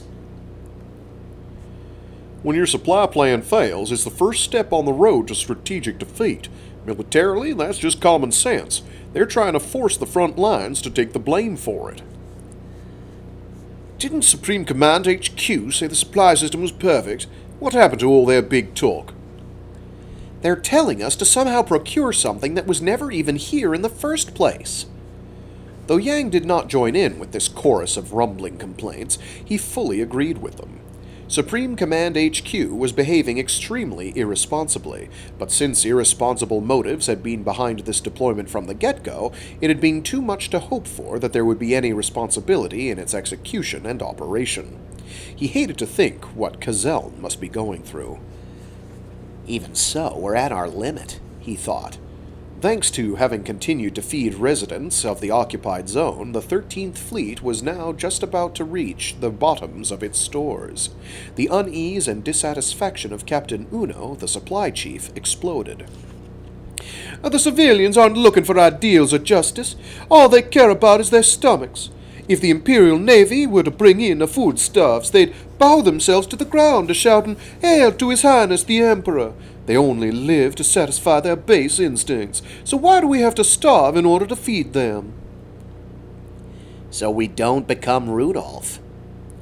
Giving only that for an answer, Yang called Sub-Lieutenant Frederica Greenhill and had her open an FTL comm channel between himself and Admiral Uranf in the 10th Fleet. Well, if it isn't Yang Wen-Li, said the descendant of ancient horse clans from the comm screen, it's rare to hear from you. What's going on? Glad to see you're looking well, Admiral Uranf. That was a lie. Strong and sharp-eyed Uranf was showing the shadows of weariness and exhaustion all over. Although he came highly praised as a courageous commander, it seemed that problems of an altogether different dimension from that of courage and military strategy were driving the man to his limits. When asked how his stockpile of foodstuffs was holding out, Uranf's disgust went up another notch. There's only 1 week's worth left. If there's no resupply before then, we'll have no choice but compulsory requisite... No, there's no point dressing it up. To plunder from occupied territory. The Liberation Force is gonna be shocked when they hear that, assuming there's anything down there to plunder. About that, I've got an opinion I'd like to share, Yang said. How about we just chuck these occupied zones and withdraw? Withdraw? Uranf's brows twitched slightly. Before we've exchanged fire even once. Isn't that a little passive? We should do it while we still can. The enemy is draining our supplies and waiting for us to starve. And why do you think that is? Uranf thought for a moment. Most likely they'll hit us with everything they've got. The enemy has the home field advantage, and their supply lines will be short. Uranf was famed for his daring, but it was no surprise that a chill seemed to have run down his spine. But if we withdraw in a chaotic rush, we'll just end up inviting the enemy offensive, won't we? In which case, we'll make matters a whole lot worse. The big prerequisite is being prepared to fight back. If we pull out now, we can do that, but if we wait until our men and women are starving, it'll be too late. The most we can do is retreat in an orderly fashion before that happens. Yang made his case vehemently. Uranf listened in silence. Also, the enemy will have their forecast for the time they think we'll be getting really hungry. If they see us pulling out, interpret it as a full-fledged retreat, and come charging after us, there'll be any number of ways we can fight back. On the other hand, if they think it's a trap because we're leaving too early, well, that's fine too. We might just be able to withdraw unscathed. The odds of that are not very high, though, and they'll only get lower with each passing day. Uranf thought about it, and it didn't take long to reach a decision. All right, you're probably right. We'll begin preparations for withdrawal. But how should we go about informing the other fleets? I'm about to put a call into Admiral Bukak. If I can get him to contact Iserlohn, it should carry more weight than if I do it. Very well, let's both make this happen as fast as we can. As soon as Yang had finished conferring with Uranf, an urgent communique arrived. A civilian riot has broken out in the 7th Fleet's occupation zone. The scale is extremely large. It was caused by the military's suspension of food distribution. Frederica wore an agonized, frustrated expression as she gave the report. How did the 7th Fleet deal with it? They put it down temporarily by using infirmity gas, but it apparently started up again the minute the effects wore off. It's probably just a matter of time before the military escalates its methods of resistance. Yang couldn't help thinking, this whole thing has turned into a tragedy. An alliance invasion calling itself a liberation force, a force for protecting the people, had turned the masses into its enemies. At this stage of the game, there was probably no longer any way to dissolve the mutual distrust, meaning that the Empire had succeeded splendidly in tearing the alliance forces and the occupied people apart. Absolutely splendid, Count von Lohengram. I couldn't have done this, taking it this far, this thoroughly. Even if I knew I could win if I did it, I just couldn't. That's the difference between Count von Lohengram and me, and that's the reason he terrifies me. Because someday, it may well be that difference that leads to disaster.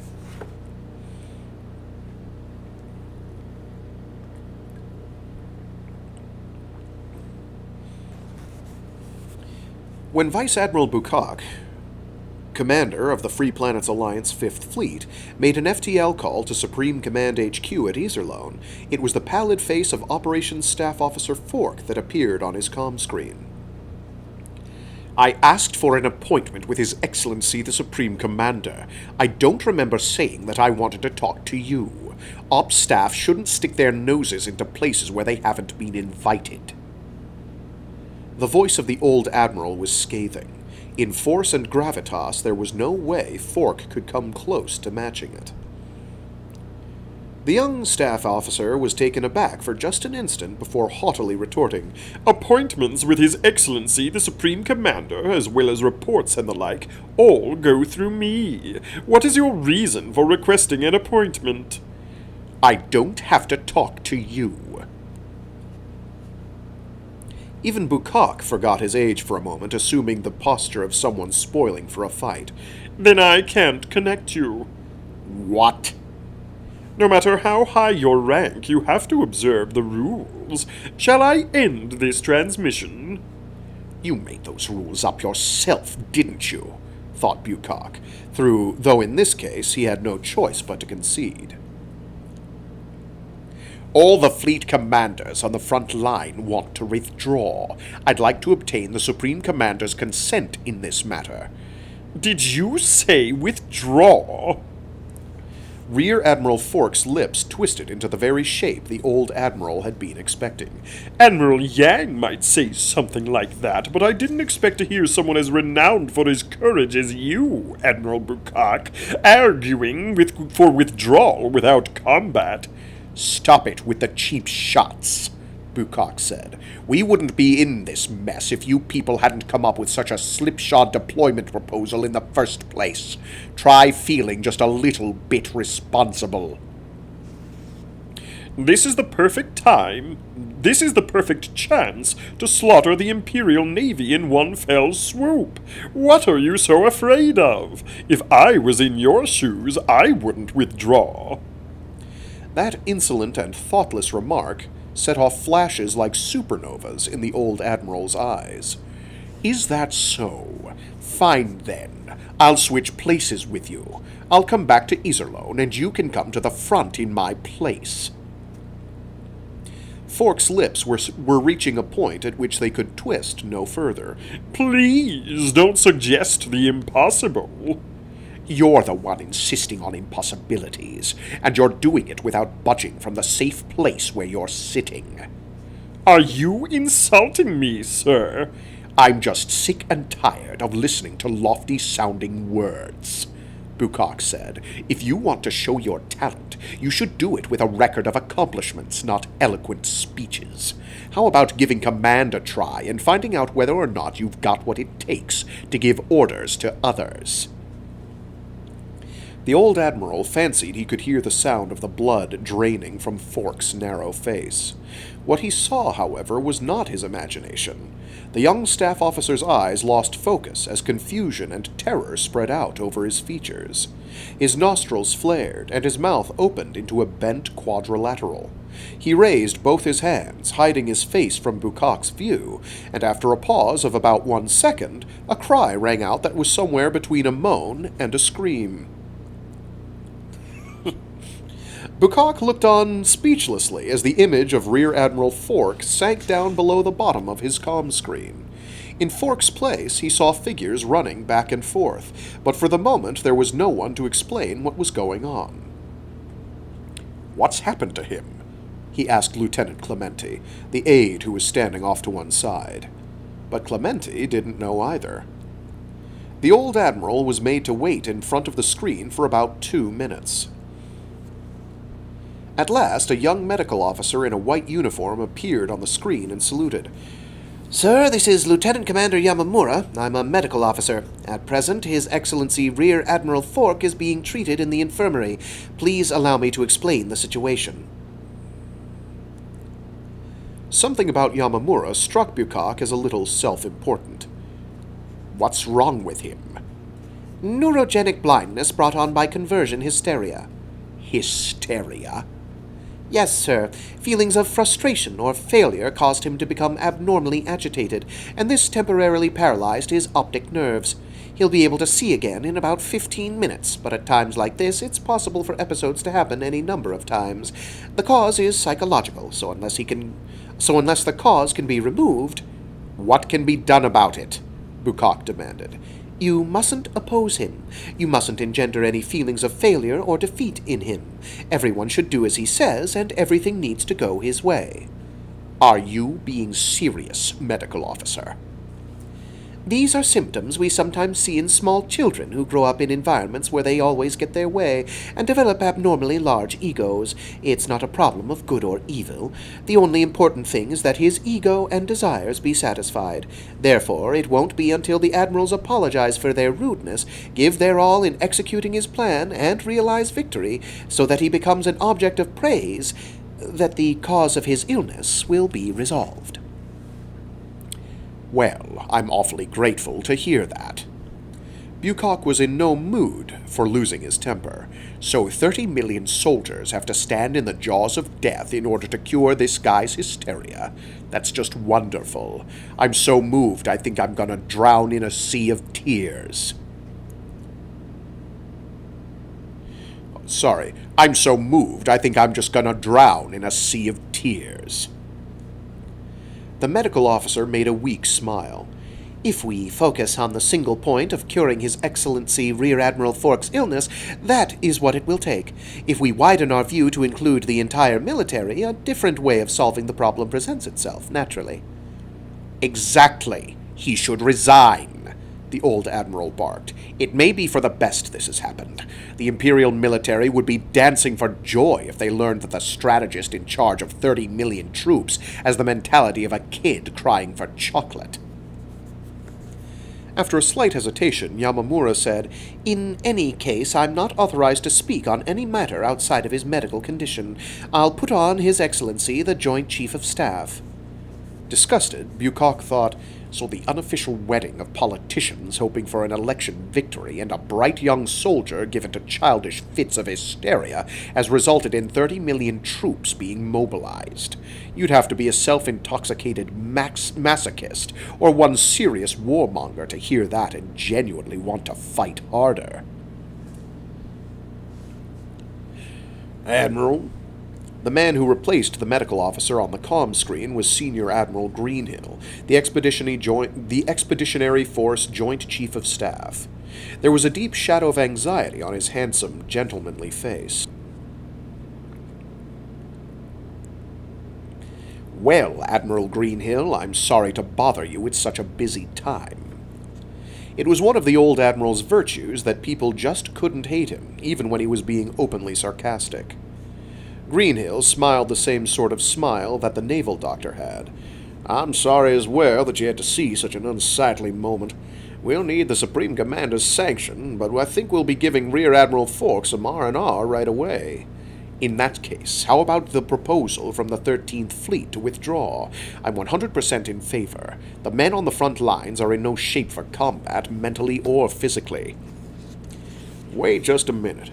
This also requires the Supreme Commander's sanction. Please understand, I can't give you an answer right away. Vice Admiral Bucock gave him a look that said he had had about enough of bureaucratic answers.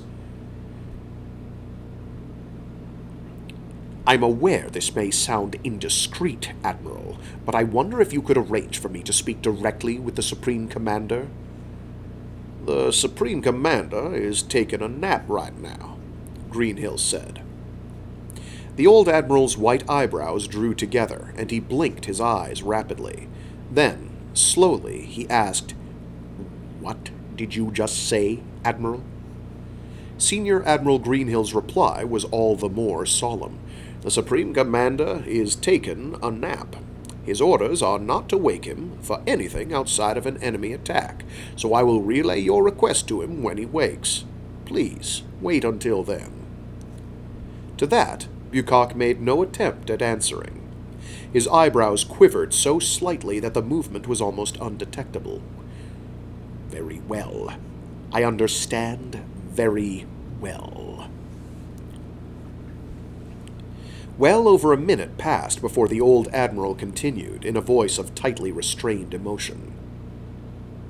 "I'm just carrying out the duty I have as a frontline commander toward the lives of my subordinates. Thank you for your trouble. When the Supreme Commander wakes, please tell him that Bucock called and hopes he had pleasant dreams." "Admiral," Bucock cut the transmission from his end, staring with a heavy expression at the comm screen, which had become a monotonous shade of grayish-white.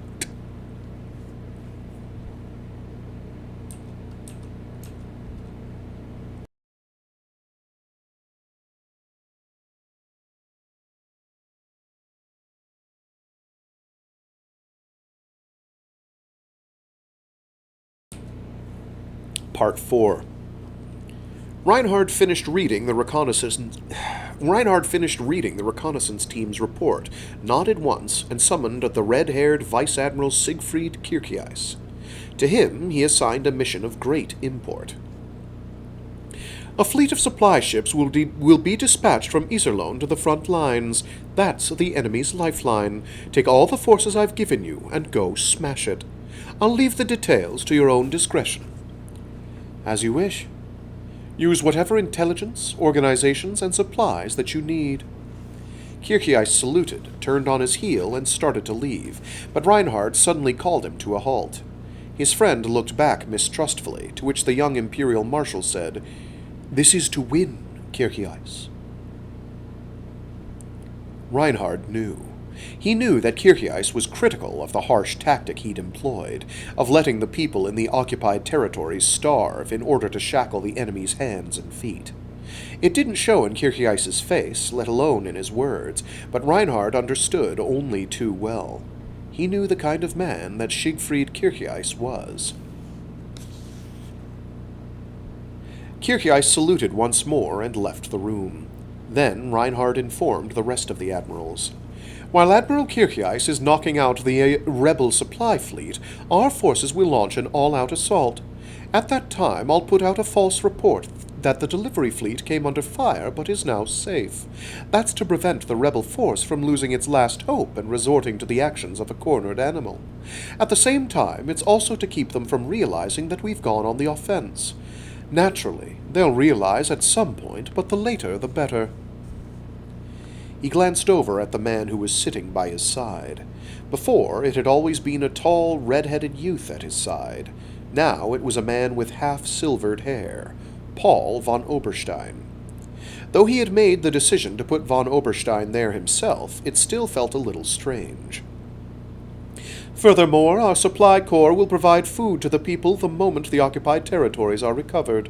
Although this was permitted in order to oppose the rebel invasion, driving His Majesty's subjects to starvation was never our military's wish.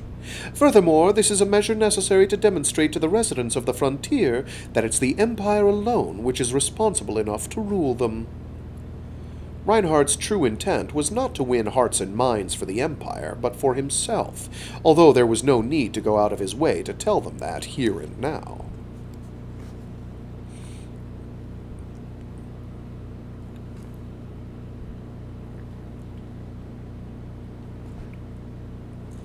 The Alliance transport fleet, under the command of Admiral Gledwin Scott, consisted of 100 transport vessels in the 100,000-ton class and 26 escort craft.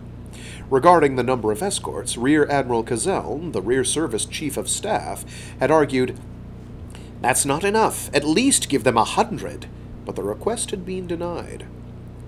The reasons given had been that the Empire seemed unlikely to send a very large force to attack a transport fleet, and that dispatching too many ships would leave Iserlohn's security forces short-handed. What kind of excuse is that when you're sitting far removed from the front lines of an impregnable fortress? Kazeln was so angry he was about to burst. Admiral Scott was far more optimistic than Kazeln. When Kazeln had told him just before departure to be on the lookout for enemies, Scott had brushed off the admonition, and even now wasn't on his bridge, but in his cabin, enjoying 3D chess with a subordinate. When Fleet Staff Officer Commander Nikolsky came to get him, his face was as white as a sheet. Scott, who had been just about to put his opponent in check, asked crossly, "Something happened on the front? I hear a lot of noise out there." "On the front?" Commander Nikolsky stared back at his commander in disbelief. "This is the front. Can you not see that, Excellency?" Held in his fingertips, a small panel connected to the bridge's main screen was showing a rapidly expanding cloud of white light. Admiral Scott was speechless for a moment. Not even he could believe those were friendlies. A surprisingly large enemy force was enveloping them. "This many?" Scott finally squeezed out. "I cannot believe it! Why this many for one measly transport fleet?" As he was racing down the corridor to the bridge in a hydrogen-powered car driven by Nikolsky, the Admiral kept asking stupid questions. "Don't you understand the point of your own mission?" Nikolsky was about to say, when the cry of an operator burst from the hall speakers. "Multiple enemy missiles incoming!" An instant later, that cry became a veritable scream. "Unable to respond! There are too many!"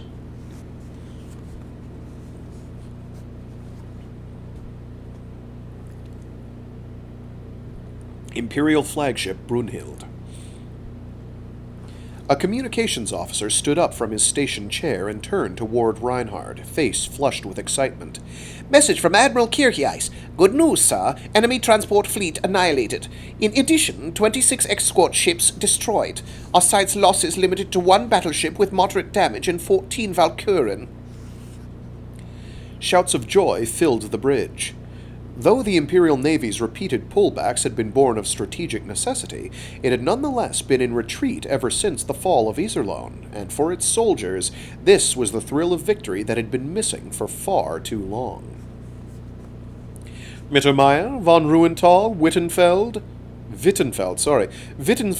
Kempf, Mecklinger, Wahlen, Lutz. Follow the plan and hit the rebel forces with everything you have. Reinhard gave the assembled admirals who were standing by their orders. The admirals responded with a hearty, "Yes, sir!" and were about to depart for the front lines when Reinhard called them all to a halt and ordered an attendant to bring wine for each of them. It was an advanced celebration of their victory. Victory is already assured, but more than that, we have to make this victory a perfect one. The conditions are all in order. Do not allow these rebel upstarts to return home alive. May the favor of our great Lord Odin be upon you. Prost! Prost! The admirals shouted in chorus. Then, after draining their glasses, they hurled them to the floor, as was the custom. Innumerable shards of light danced brilliantly across the floor. After the admirals had left, Reinhard stared fixedly at his screen. There he could make out a cluster of sterile, inorganic lights that were infinitely colder and more distant than the scattered flecks of light upon the floor. He loved those lights, however. It was to take hold of those lights and make them his own that he was where he was right now.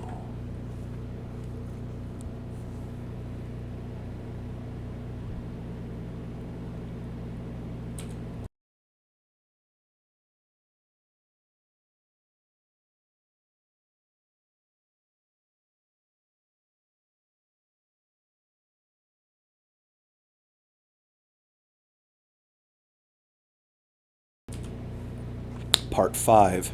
October 10 of the Standard Calendar, 1600. Hours. It doesn't say hours, but 1600 hours. Admiral Uranf, who was positioning his fleet in orbit above planet LOGH1 according to gravity gradient stabilization, could tell that the enemy attack was coming.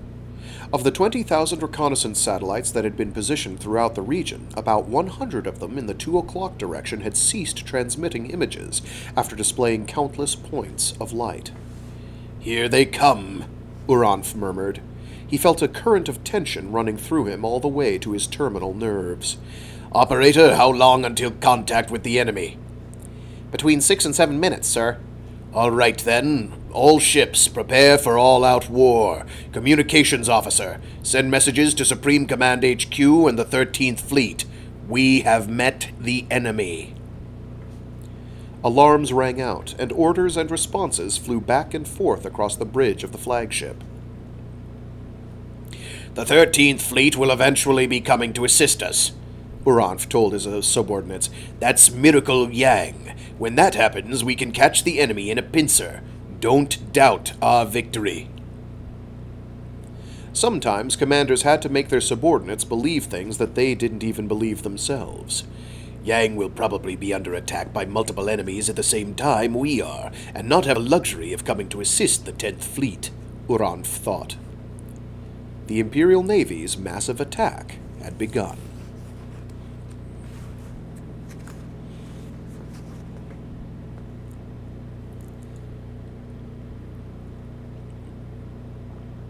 Sub-Lieutenant Frederica Greenhill looked up at her commanding officer, tension evident in her white face.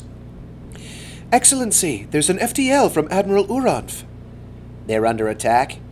Yes, sir. He says combat with the enemy began at 1607. So it's finally started. An alarm rang out at that moment, drowning out the tail end of his words. 5 minutes later, the 13th Fleet was exchanging fire with an Imperial force led by Admiral Kempf. Enemy missiles closing in from 11 o'clock. At the operator's cry, Captain Marino Captain of the flagship Hyperion made a quick-witted response. Eject decoys, heading 9 o'clock. Yang remained silent and focused on his own job, which was operational command of the fleet. Defense and counterattack at the individual ship level was the job of the captain. If a fleet commander were to involve himself to that extent, first of all, his nerves would never hold. Missiles tipped with laser-triggered fusion warheads bore down on them like ferocious hunting dogs. To counter them, decoy rockets were fired.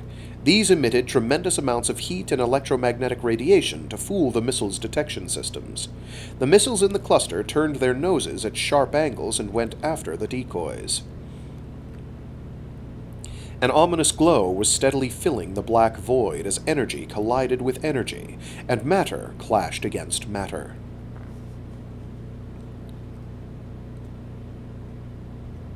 Spartanians, stand by for launch. The order was relayed, and a pleasant tension ran through the minds and bodies of several thousand Spartanian crew members. These were children such as the war god Ares might grant his petitioners, possessed of fierce confidence in their skills and reflexes, to whom the fear of death was but an object of ridicule.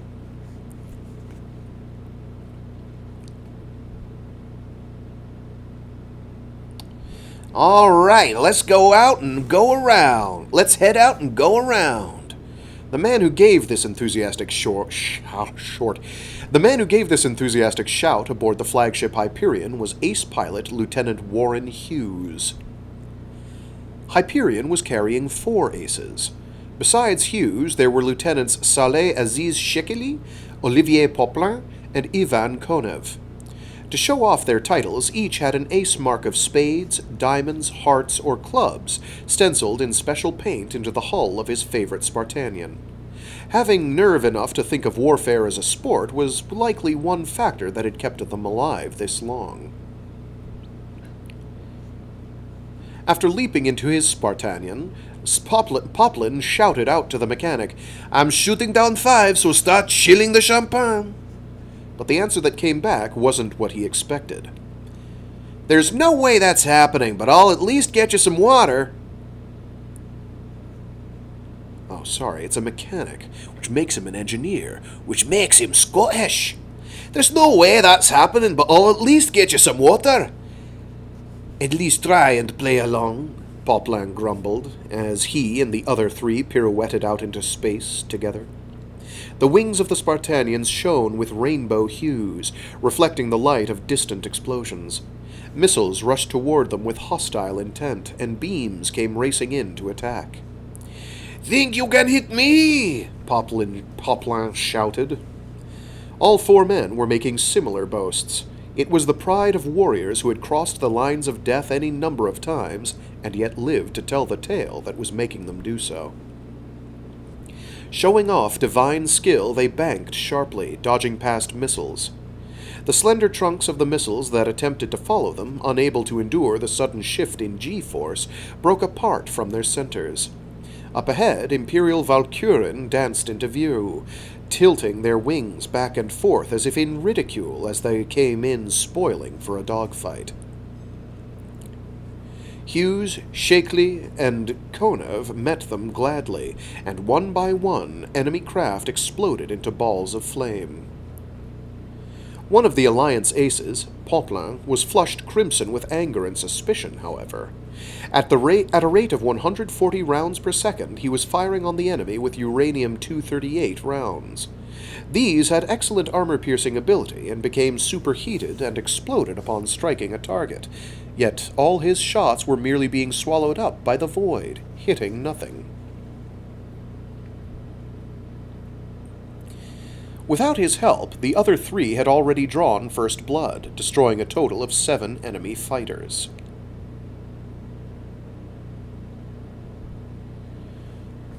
What's the matter with you?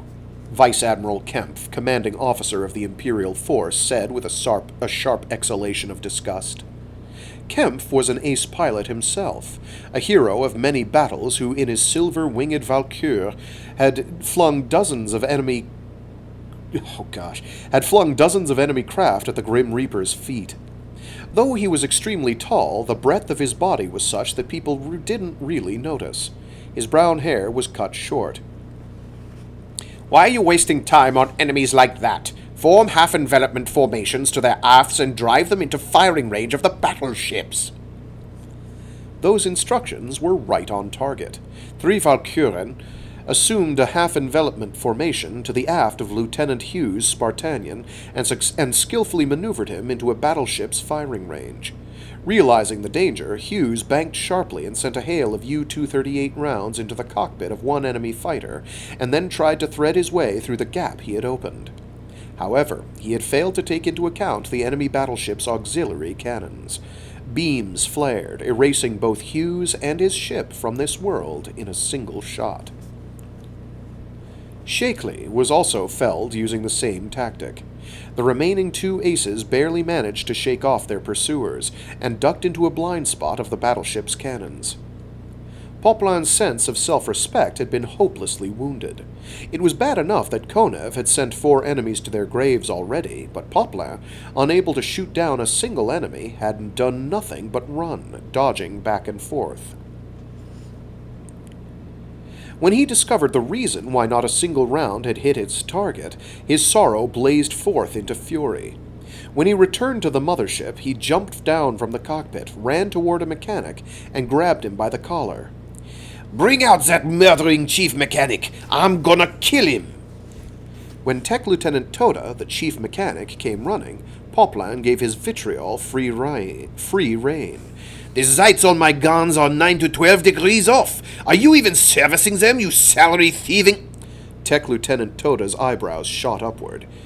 "I'm doing my job. I take good care of them. After all, a human you can make for free, but a fighter craft costs a lot of money."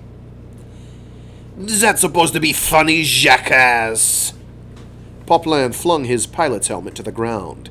It caromed off the floor and went high up into the air. Poplan's green eyes burned with anger. In contrast, Toda's gaze narrowed and sharpened. "You want to go around, Dragonfly?" "Bring it on. I've lost count how many Imperials I've killed, but every one of them was a better man than you. I'll even give you a handicap. 1 hand's plenty for the likes of you." "Listen to you, trying to shift blame for your own mistakes." There were shouts at them to control themselves, but by that time the punches were already flying. Blows were exchanged 2 or 3 times, but finally Toda, driven into a purely defensive fight, began to stagger. Just as Poplan's arm was drawing back again, however, someone grabbed hold of it. "Enough of that, you fool," said a disgusted Commodore von Schönkopf. Things settled down right away. There was no one who failed to acknowledge the hero of the capture of Iserlohn, though, naturally, for von Schönkopf himself, it was terribly disappointing to have no other role in the fighting but this.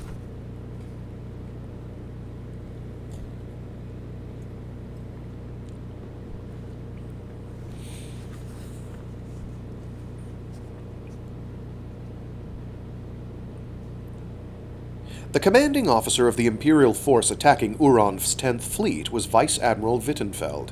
He had orange-colored, longish hair and light brown eyes, and his narrow face seemed somehow out of balance with his body's firm build. His combative demeanor could be seen in his furrowed brow and the fierce gleam of his eyes. Furthermore, all vessels under his command were painted black, and known collectively as the Schwarzlanzenreiter, or Black Lancers. This force was the very embodiment of swift and violent strength. Uranf had fought a tough, shrewd battle, delivering a steady stream of damage to this force. However, he had taken just as much in return, not percentage-wise, but in terms of raw numbers. Wittenfeld had a larger force than Uranf did, and furthermore, his troops hadn't been going hungry. Both the commanding officer and his subordinates were fresh and full of energy, and although they were taking considerable casualties, they succeeded at last in fully enveloping the Alliance fleet. The 10th Fleet, unable to advance or retreat, had no way to avoid the concentrated fire of Wittenfeld's fleet. "Fire at will. If you shoot, you're bound to hit something." The Imperial Force's gunnery officers rained a monsoon of energy beams and missiles down on the densely clustered vessels of the Alliance fleet.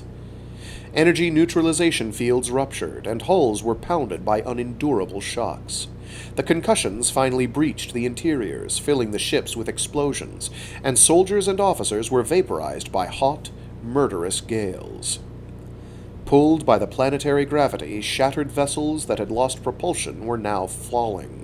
Among the planet's inhabitants, children forgot their hunger for a brief while, enthralled by the ominous beauty of the countless shooting stars screaming across the night sky.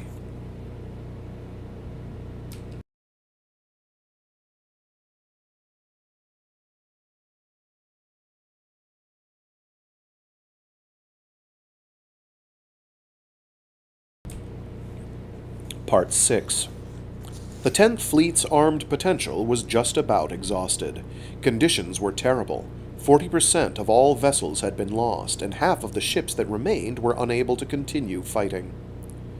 Rear Admiral Cheng, the fleet's chief of staff, turned toward the commander with a face gone white as a sheet. Excellency, it's no longer possible to continue our combat operations. All we can do now is decide whether to surrender or run. So it's one dishonor or the other, is it? Vice Admiral Uranf said, showing a hint of self-deprecation. Surrender is not in my nature. Let's try to run. Relay the order to all ships.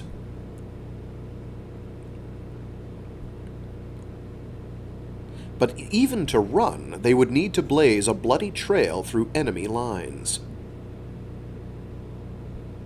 Uranf reorganized his remaining force into a spindle formation and slammed all of it at once against one point of the encirclement. Uranf knew how to concentrate his force and use it. Using this bold and clever maneuver, he succeeded in extricating half of his subordinates from the jaws of death. He was killed in the action himself, however. His flagship had stayed in the encirclement to the last, and at the very moment it had attempted to break through, had taken a direct hit from an enemy beam up one of its missile tubes and blown apart.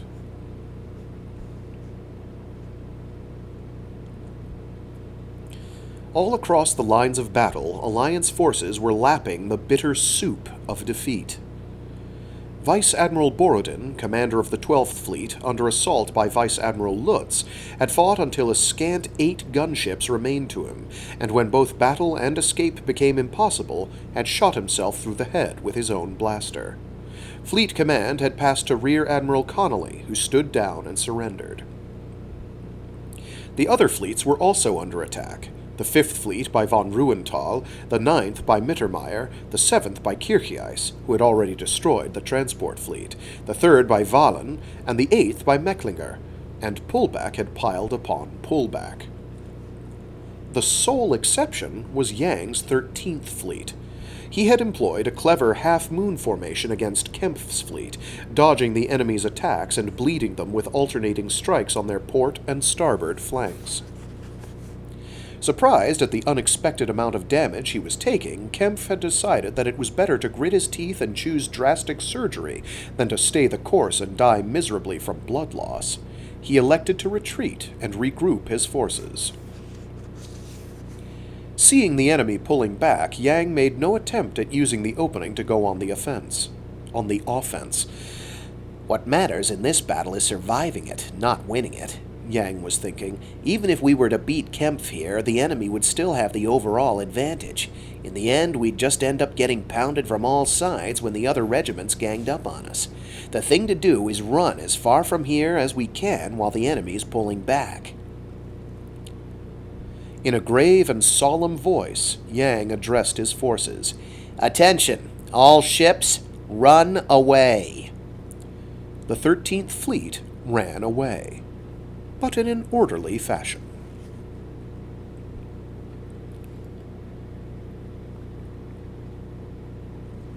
Kempf couldn't help being surprised when the enemy, which had the advantage, not only did not give chase, but began a rapid pullback. Though he had been bracing himself for considerable losses when they pursued and attacked, he had been duped instead. Why don't they use their advantage and attack? Kempf was both soliciting opinions from his staff officers and wondering aloud. His subordinates' responses were split into two camps. The hypothesis that the Alliance force must be rushing to the aid of another force that's in trouble, and the hypothesis that their aim is to deliver a killing blow by showing us an opening and inviting us to thoughtlessly go on the offense. Ensign Theodor von Ruck, a young officer fresh out of officers' school. Young, fresh officer I liked a little better. He's very sassy, you see. Ensign Theodor von Ruck, a young officer fresh out of officers' school, opened his mouth fearfully. Commander, I think it's possible that they just don't want to fight and are trying to stay... I think it's possible that they don't want to fight and are just trying to stay away. This suggestion went completely ignored, and Ensign von Ruck backed down, alone and red-faced with embarrassment. No one, himself included, understood that he was closer than any of them to the truth. Kempf, who had a lot of common sense as a strategist, arrived after much thought at the conclusion that the enemy pullback was a trap, and giving up the idea of a second counterattack, set to the regrouping of his fleet. Meanwhile, Yang Wen-li and his forces continued their escape, arriving in a region of space the Imperial forces called War Zone C. There, Imperial forces engaged them again, and a new battle began to unfold. Meanwhile, the Ninth Fleet, commanded by Admiral Al-Salem, was under withering assault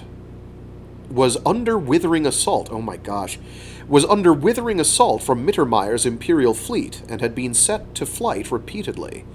Admiral Al-Salem was struggling desperately to prevent the chain of command from collapsing. The swiftness of Mittermeier's pursuit and assault was such that the vanguard of the pursuing Imperial fleet and the rear guard of the fleeing Alliance fleet actually got jumbled together, with ships of both forces flying side by side in parallel. One soldier after another was flabbergasted to see the markings of enemy vessels up close through the portholes. Also, the high matter density readings detected in that narrow region of space sent the collision avoidance systems of every ship into overdrive. Whatever direction they tried to run, however, they found the way was blocked by both enemy and friendly ships, and some vessels had even started spinning as a result. They did not exchange fire. It was plain to see that if vast energies were released with the ships packed so closely together, an unstoppable chain reaction would result, and all of them would perish together. Still, bumps and collisions did occur. This was because collision avoidance systems, unable to find a safe direction in which to advance, had been driven to a horrid state of autonomy, causing some ships to switch over to manual piloting to keep them from going mad. The astrogators were sweating hard, and this had nothing to do with the temperature control function of their combat suits. It had to do with them being alligators in space. Why was there never, a TV series back in, the 80s or 90s, a Saturday morning cartoon series called Astrogators, of just, a bunch of crocodiler allidials roaming space? I don't know. Why was this never a thing? I don't know. It should have been. We're living in the universe where that didn't happen. The end result of that is clear. We could have been saved. The astrogators were sweating hard, and this had nothing to do with the temperature control function of their combat suits. Clinging to their control panels, they could see the enemy right in front of them, struggling with the shared goal of avoiding collisions. The chaos finally ended when Mittermeier ordered his subordinates to drop speed and increase the distance between the two fleets. Of course, all this meant for the Alliance forces was that the enemy fleet was regrouping, and would presently return to its strategy of pursue and attack.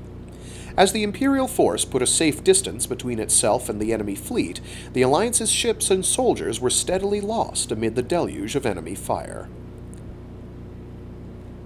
The hull of the flagship Palamedes was damaged in 7 places as well, and the fleet commander, Vice Admiral Al-Salem, was injured, with broken ribs. His vice commander, Rear Admiral Morton, took over in his stead, and just barely kept the remaining force together, treading a long road toward defeat. The hardships of the path to defeat were, of course, not theirs alone. Each of the Alliance's fleets was enduring that same sorrow now. Even Yang Wenli's 13th Fleet was no longer an exception. By that time, Yang's 13th, having retreated to a distance of 6 light hours from the site of the initial battle, had been forced into a fight with enemies 4 times more numerous. Moreover, Kircheis, commander of the Warzone C Imperial forces, had already set the 7th Fleet running for their lives, and was committing forces and supplies to his front line constantly in order to wear down Yang's fleet through uninterrupted combat. This tactic was an orthodox one, not the product of some clever strategy, but it was extremely reliable when put into operation, causing Yang to sigh, "No opening to attack, no opening to run. It seems that Count von Lohengram has some excellent people working for him. Nothing strange or flamboyant, just good tactics." He couldn't help being impressed, for although he was using orthodox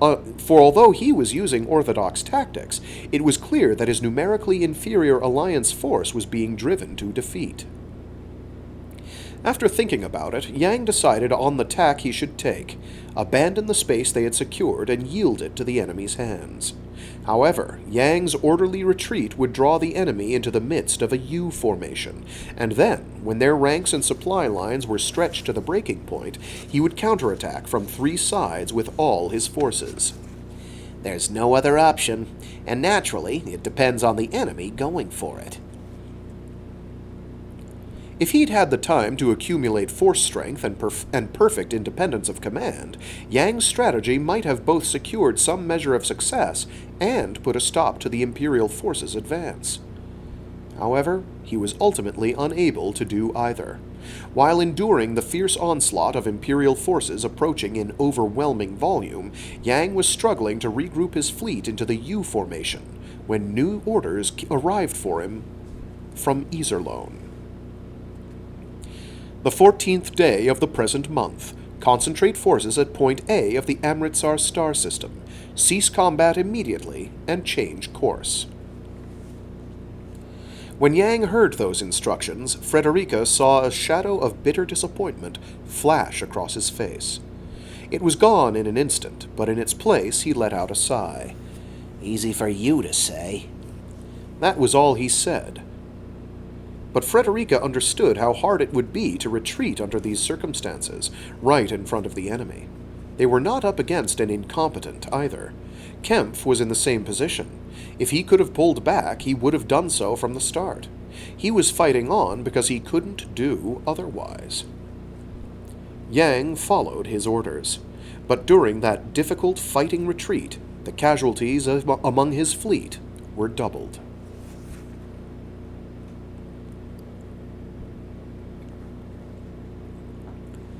On the bridge of Brunhild, supreme flagship of the Imperial fleet, Reinhard was listening to von Oberstein's report. Though the enemy continues to flee, they are retaining such order as they are able, and would seem to be making for Amritsar. That's near the entrance to the Iserlohn corridor, but I don't think this is merely an attempt to flee inside. What do you think? That they likely intend to gather their strength and take an offensive again. Though it's a little too late, it looks like they've realized the foolishness of spreading their forces so thinly across our space. It is indeed too late. Scratching with well-formed fingers at the golden hair that spilled down from his forehead to his eyebrows, Reinhard smiled a cold little smile. How shall we respond, Excellency? Naturally, we'll gather our forces at Amritsar as well. Why deny the enemy their wish, if it's to make Amritsar their graveyard? And that is where we will have to call it for today. We should be able to finish this one next week, provided my schedule permits it. I don't know if it will. I've been acting like that's something that's going to happen immediately, and it keeps being put off for some reason, and it is out of my control. So for this week, we've still got, for Wednesday, we've got more of, what's it called? The Edge of Running Water by William Sloane to read. 2 more installments, I'm thinking, that should take. And then we have The Nightland by William Hope Hodgson on Friday, which, that's probably going to be another 2 installments, too, if I'm honest.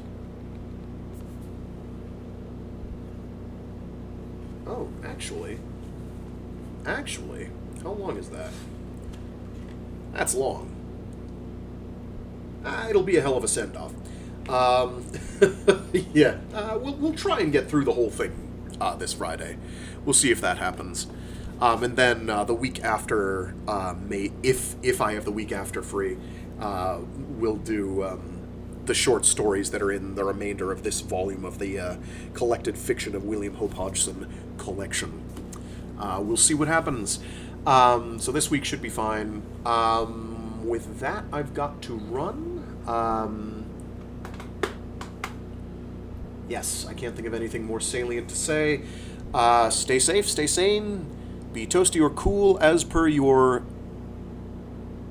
preference and geolocation permit, and be decent to each other. I'll see you all next time. Toodaloo!